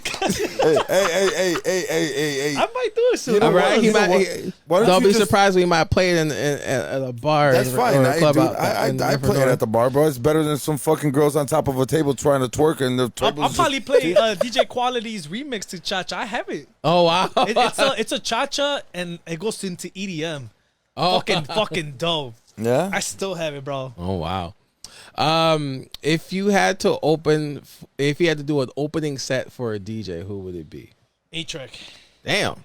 Yeah. Off the bat. Craze, yep. Craze, A-Track. Okay. You know, A-Track's a beast, bro. oh, dude. God, I man. met him 2 times at Scratch Academy when he came through. Like, I guess he was DJing at some festival. He wanted to come through and see some DJs. I'm like, it's like, what is he doing? And then he was cutting it up with like all the teachers and shit. You know who you got to check out, man? You probably have, but since you like pretty much the same shit I like, you like that cutting and stuff like that. Check out Scratch from New York. Scraff. Scratch. DJ Scratch from New Oh, York. with a K? Yeah. No. No, Scratch Scratch. with a- Scratch. Oh, No, those just regular like Scratch. Just like Okay. regular Scratch. Check him out. I'm gonna give you a list of people. Please do, you're bro. gonna check out, dude. And then while we're eating dinner, I'll check it out. I know you're hungry. I'm hungry too. So I got you. We cooked dinner, bro. So we're And gonna eat soon. then also lastly, any advice to any upcoming DJs since you've been in this game, since you're established yourself? I think I could ask you this. I think I could ask this question to you. So any advice to like DJs who are upcoming in this world? DJs that are upcoming, like if you want to like really move up and DJ at clubs, easiest shit I could tell you is the spot you want to go to, actually go, friends with you or not. Go alone, pay whatever, $10 at the door. Obviously you're not going to get free drinks, but you know, the way I got into the scene is I spent a lot of money at the bar and I paid my way in to a lot of clubs because who the fuck am I, right? Mhm. And now it's like I just go into any club and security just lets me in, no pay. I get tickets. And you I- got tattoos on your faces and still Yeah, get in. dude, you- Seriously. No, they No, don't do like- that. They don't allow you in. Yeah. I went to Look- liquor box one time and they denied me. Oh damn. And, yeah, and they were like, "Yo, that's DJ Knockout," and I'm like, "Well, we can't let you in." And I guess I was supposed to DJ there like 2 weeks after, so I'm like, "Well, I'm not gonna DJ there then." Wow. Yeah, It's bro. like, you know, I mean, that's just the way the industry is at times, or maybe just the club itself, Right. you know. So it's not like every club, but there is clubs that do like, even if you have something on the neck, Yeah. you know, I kind of put myself sadly in that position, but. No, that's dope, man. Fuck that. You know, That's you, bro. Who But cares? if I sucked as a DJ, yeah, I won't get any. But luckily, I worked my way up. Like you said, I've established. I'll tell DJs, yeah, go to clubs. Just because the club is big or everyone's DJ'd or it's a big club doesn't mean you belong there. Like sometimes, like you said, you go to a club and you're like, fuck, I don't play any of this. So why are you gonna force yourself to play something you know you're not gonna vibe out to? Correct. Are you doing it for the money, or if you got a kid, cool, I understand, you know, but it's like, bro, you got to do it because you want to like feel alive and you want to get paid for doing something like you really felt like you shouldn't be getting paid, like something you love to do, and then we get paid at the end of the night. I think it's a gift. Yeah. You for know, sure. it's For a lot of sure. DJs that really try to get booked and they try to be good, and well, we here just, oh, thank you. Yeah. And like I'm gonna get booked everywhere because you know I got swag, I got style, I can play everything. I know how to get in and out of transitions, go up, go down, control the floor, like so.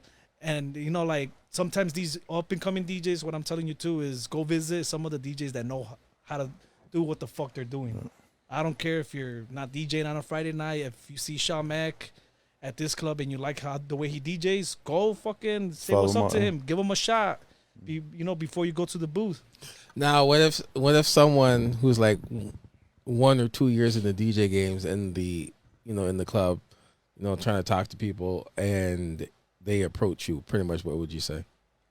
I'll be like, well, depends. Is it like a club, bar? Because I mean, if they come up to you at a club and what would be something like, and they say like, "Hey man, you're doing a good job. I'm going to DJ here." What would you say? I'm like, hey, well, Do you like what I'm doing? Do you what do you want to do? Like, how long you been in the game? Did you just move into the city, or did you just trying to get into the scene? I can help you out. What's your vibe? You know, like I'm always trying to help out because you know it's a lot of DJs do try to help you out in this industry, but only to a certain extent. It's like some of these DJs will help you, and then they see you doing too much or more than them, then they stop fucking with you. But it's like for me, it's like bro, like the more the merrier for you. Yep, you know, you shine, like shine. if I could give you any advice or whatever, or you want to see me DJ somewhere because you want to DJ at this club, so you want to see what I play, come through, bro. Like if you could take my job, you deserve it. Yep. You know, absolutely. You know, like there's so many fucking DJs, $45. If you could take my job, take it. Absolutely. Now, if you take it off of social media because you're fucking booking tables, that's cool. But don't hate when I'm a better DJ, and don't just hate on me because you bring it in for the social media, but I bring it in for the talent. Because I see that a lot. Like a lot of like DJs that don't got skills hate on people that do have skills because they have the one thing you need in the fucking industry. You know what? Let's do this. Let's not fucking hate at all.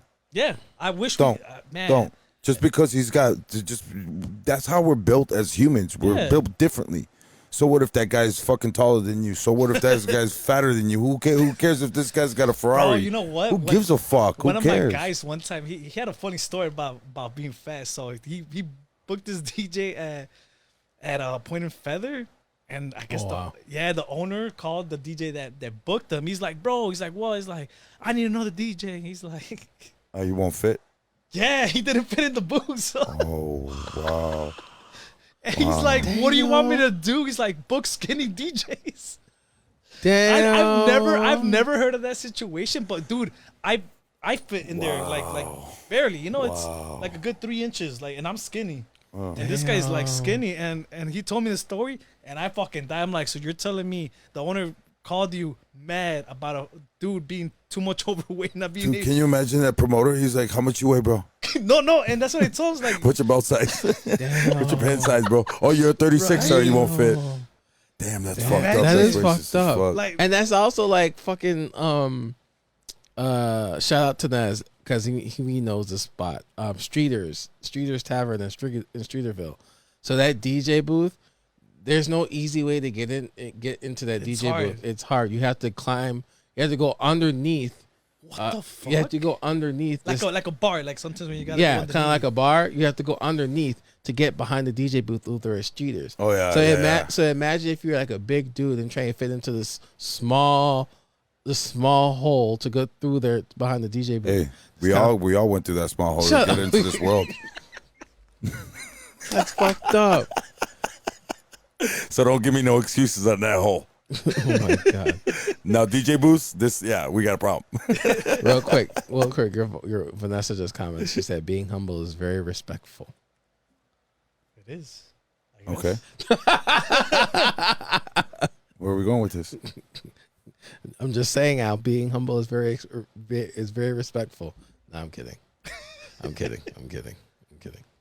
Well, humbleness is, like that. That's what gets you in the scene. Yeah, like, of course. Like, there's a lot of people that have skills and then they just like fall off, and like I've seen DJs come up, be booked like 2, 3 times, 4 times a week, and then club closes, whatever, and then because they were assholes, taking all the gigs, and Right, not trying to share or not even trying to go elsewhere because they thought they had it, fall off. Yep. And like you talked about how do you stay relevant. Move even when you're booked. Yeah. Never feel too comfortable because any club could close out. Oh yeah. No party too big, no party too small. And being humble is the biggest reason. Like, you become humble, and people will come up to you like, bro, you're a dope DJ. I know we don't talk. Yeah. They're like, but I want you to DJ at this bar. My friend owns it. Just because you were like, It's nice. not what you know too, you know. Yeah.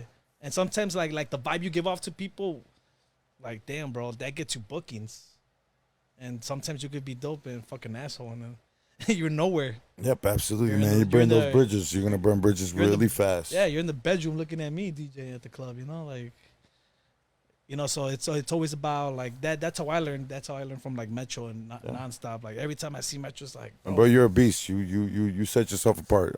There's people watching you, bro. You I you try, might not bro. think of Like, it. I always feel like everyone's watching, so that's why I do a lot of different shit.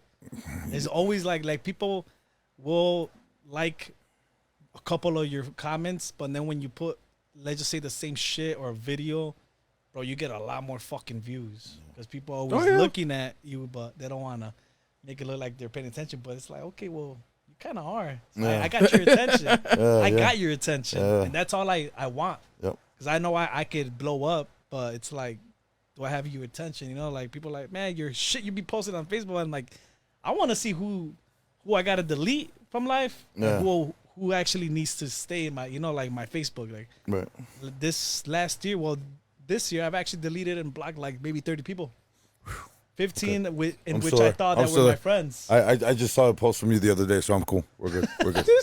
I made the cut. Yes. Yeah, and I mean, well, even another for the future DJs advice. I'm like, don't be afraid to delete the people you think are your friends. You know, if you think they're bringing you down and they're doing a little effect on how to progress as a DJ or even as a human being, like delete them, bro. Like, yeah, it's cool. Like, there's 8 whatever billion people in the fucking world, bro. Like, they're giving you negative energy. You don't need their shit. Yeah, my grandfather said it the best. You were born by yourself. You're going to die by yourself. At the end of the day, you make sure you take care of yourself. All right. Damn. And on that note, Knockout, any last words? Any last words? No, you're not going to die. Promise. I don't know, man. You got any questions? Nah, I think I answered a lot. I think I asked a lot today. I asked a lot, and you pretty much told me, like I told you in the beginning of the show here. I was like, I've seen you, and DJ Blackout just commented. He's like, glad to see how far these guys. Hit him up entertainment. Yeah, he said, I'm glad to see how far Knockout came in his career, and I watched him grow. And I did that too. Like I said, when I first saw you at that hall party over at Euro. He laughed too. He's like, Club Euro. At Club Euro. I never even heard of that place. It was an amazing start. Like any DJs that actually got to DJ there, that was like their prism, like big club. Like if you ever got to DJ at Euro, even one time, it's like you made it. Or you were like up to the next level, or you were gonna try to make it to the next level. So I appreciate the times that I did DJ there. Yeah, like I said, I saw him DJing at that hall party in Euro with the DJ crews, and he was playing, Dirty Dutch, and he was part of like Hit 'Em Up. I don't think I even had a laptop in front of me. I didn't. No, you did not. Yeah, I was DJing. It was funny. Every DJ had a laptop. Every DJ had Serato. I know what Serato was. He didn't have Serato. I had USBs and CDs. USBs and CDs. So people were looking at me. He's like, yo, set up your laptop. Cause I remember everyone was like, "Where's your laptop? Where's your laptop? Where's your laptop?" He was like a ninja with samurais. No, yeah, and I was like, "Oh no, I got these." And I'm like, "Yo, you're DJing like Serato," and I'm like, Serato? What the fuck is Serato?" And DJ Fly High. One time we had a party that just no one showed up, so we were just getting fucked up, and he taught me for like 3 hours while he was DJing how to work Serato, and then that's why he's like, "Bro, you gotta purchase this." He's like, "How much?" 600. I'm like, one day. Like, that was a lot of money. It was a lot of money. It was a lot of money. Like to invest something. And then you had to get the laptop to set it up, and then the program, and then I appreciate now you want to progress. It was a lot. It's crazy how we still remember. But I remember, like he brought up a good point. Everybody else was on computers and stuff like that. Right. He was the only one, or one of the very few, that had USBs and CDs. And then look at him now. He went from that place to like places that you played at like Transit, Volcan. He played at Congress. He played at fucking all these old spots that's no longer with us. And now he's playing Bar. Grand Bar. And now he's at spots that River North. He's at Hubbard Inn. He's at George District. He's at Barstool. He's at. But he busted his ass for it. He deserves it. Yeah, he did. Nothing was given to him. You know what I'm saying? He busted his ass, and he practices every day. That's what Like a lot of DJs come from a music background. I just thought the word DJing sounded cool. None of my parents even know what DJing is. Yeah. Like my mom likes mariachi. My dad isn't really involved in music. So whenever I like try to show her videos, I'm like, my mom's like, "Oh, that looks cool. What are you doing?" But it's because like she doesn't understand what I'm doing. But you ain't no Vicente Fernandez, bro. I still play it though. all day, bro. I rock that shit all day. Bro, come on, bro. And then you hear the din din din, din and everybody just. Doom, Oh, yeah, you fucking. Doom, doom. Bro, and then everybody just, even the white people start. And then you fucking. It's like, yeah, boy. Don, Get him. Well, before we get out of here, for the very last time, Don Carlo has a question. He said, "What advice would you give your younger self if you had the opportunity to go back?" To go back, man. Probably practice more. Should have left a lot of people. I left later, you know, as in like delete people. Yeah. Like I'm barely starting to learn that maybe this year, maybe part of last year. That once I started like deleting, stop talking to certain people, I started feeling better as a human being. And I felt like the last 3 years, 4 years almost, I think we talked about this. I feel like I've been slacking off. I feel like I should have been a lot better DJ right now than, you know, and I'm barely starting to put out mixes, practice, like just trying to do better in life, you know? Like, and I feel like I should have probably like let go of a lot of people I thought were my friends, but I feel like the only reason I kept them is because like every human being, 9 out of 10 of us always feel bad deleting someone, even though we don't even know some of these people. And sometimes the biggest obstacle is starting. You know, that's the hardest, starting, because right after you start, then it becomes like, I don't need you. I don't need your comments. I don't need the way your comments trying to affect me. The negativity, yeah. Yeah, you know, and I thrive off of that negativity. But sometimes some people just try to do too much or whatever, and once you delete them, it's like, damn, this guy really did. I'm like, yeah. It's called, you know, like I'm changing it up. Like this year. Either that or they have a bad name, and unfortunately you're guilty by association. Yeah. You know what I'm saying? That could destroy you too as well, because you hang out with certain people. It could, bro, like so many bad people hung out when I was younger. Like I thought I was going places. The thing I do like about myself is all the crews I hopped on. Like I went through almost a lot of these, like almost any DJ crew you could like think of. I went in for like 2-3 months. I didn't like it, or they kicked me out.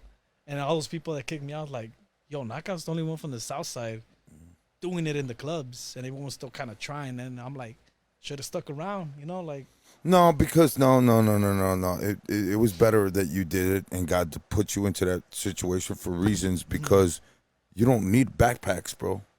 No, you don't. You understand? Really don't. Yeah.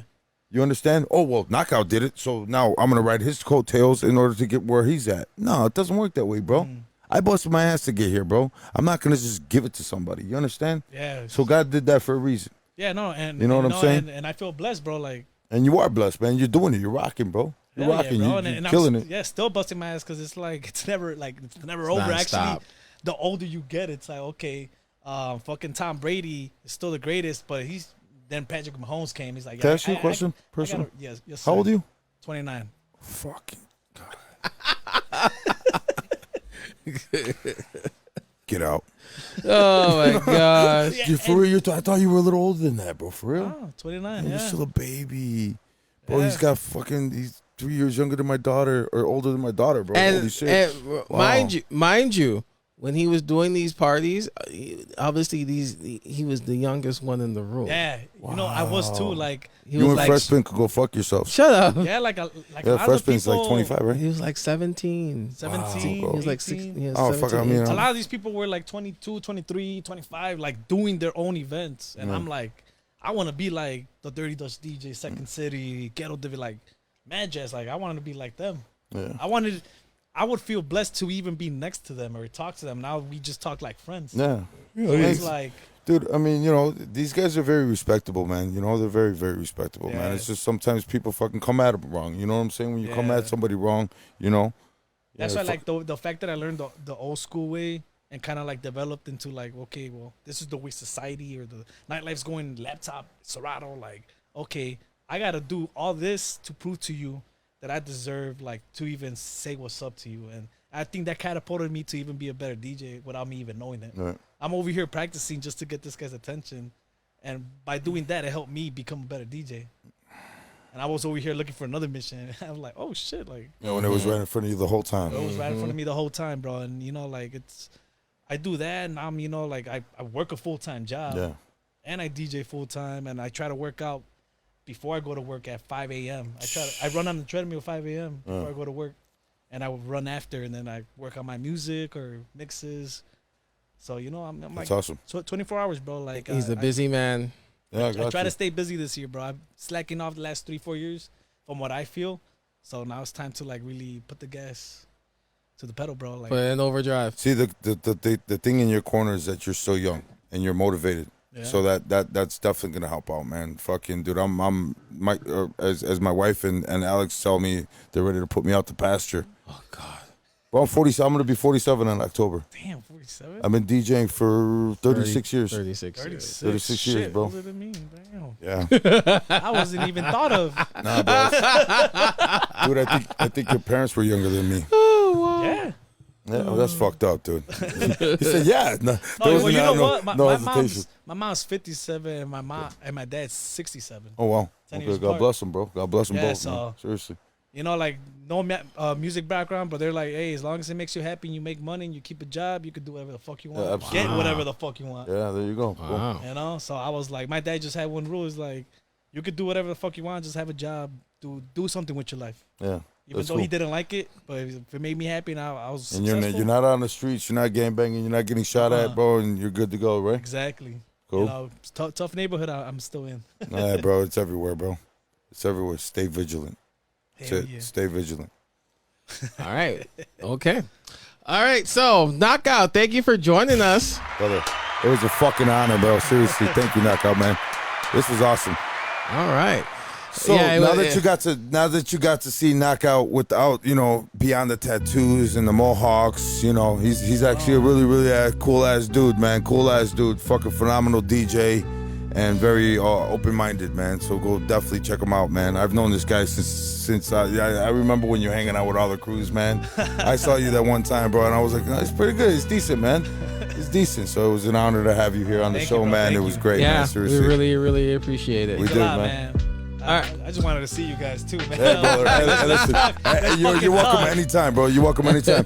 Listen, please do not forget about Sunday. All the DJs, so, yeah, everybody come out, man, for Aaron, man. Yeah, so the fundraiser for DJ Aaron Hodge, again, is this Sunday, the 19th at Fat Port in Wicker Park. That's at 7 o'clock. It'll be 50-50 raffle. We're doing some gift baskets raffles as well. And we have DJ J-Funk. We have DJ Lex, Spidey, Josie, and Pump Boy Lee. And hosted by your very own I'll Do It Like This. I'm not hosting it, you are. Yes. Yes.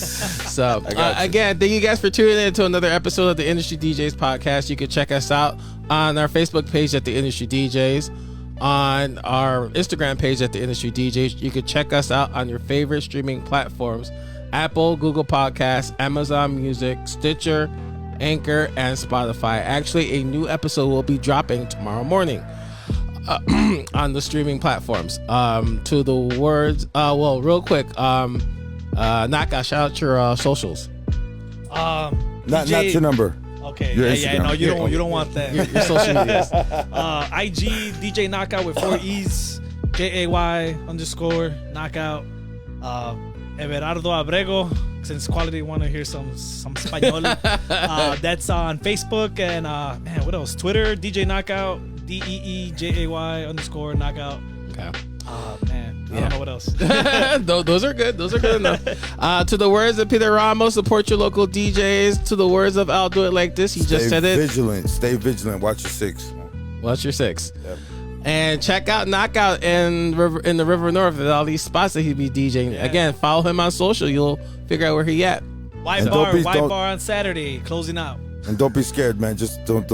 He's a Offer great me guy. a shot He's a and great guy. I might play your song. Psych, I'll just take your shot. And also next week we have DJ Bad Boy going to be joining us, right? Absolutely, man. Yeah, so he'll be in the room with us next week, and we're gonna be talking. Bad Boy is one of the new ones too. He's moving up in the ranks real quick, man. Moving real quick, good. which is that's positive, always good. So I have a lot of questions for him as well. So All right. At first I thought you meant Bad Boy Bill. I'm like, how the hell you get him in here? Let's get it. We might. Don't worry Hey, about fuck it. it. I gotta talk to some people, man. There's some. I've been in the industry for a long time, I bro. know, man. You we can got probably a get lot. anyone in here, we, bro. Right. We got a lot of fucking old school people that. there's a lot. We're in the talks of a lot of people. Yeah, we are. I got it. I got you. All right. So we will see you guys next week. Once again, man. Hey, Knockout. Thank you very much. man. What an amazing show. Try to be real, amazing. bro. Amazing. Have a good one, guys. Appreciate See you it, bro. guys next week. Peace.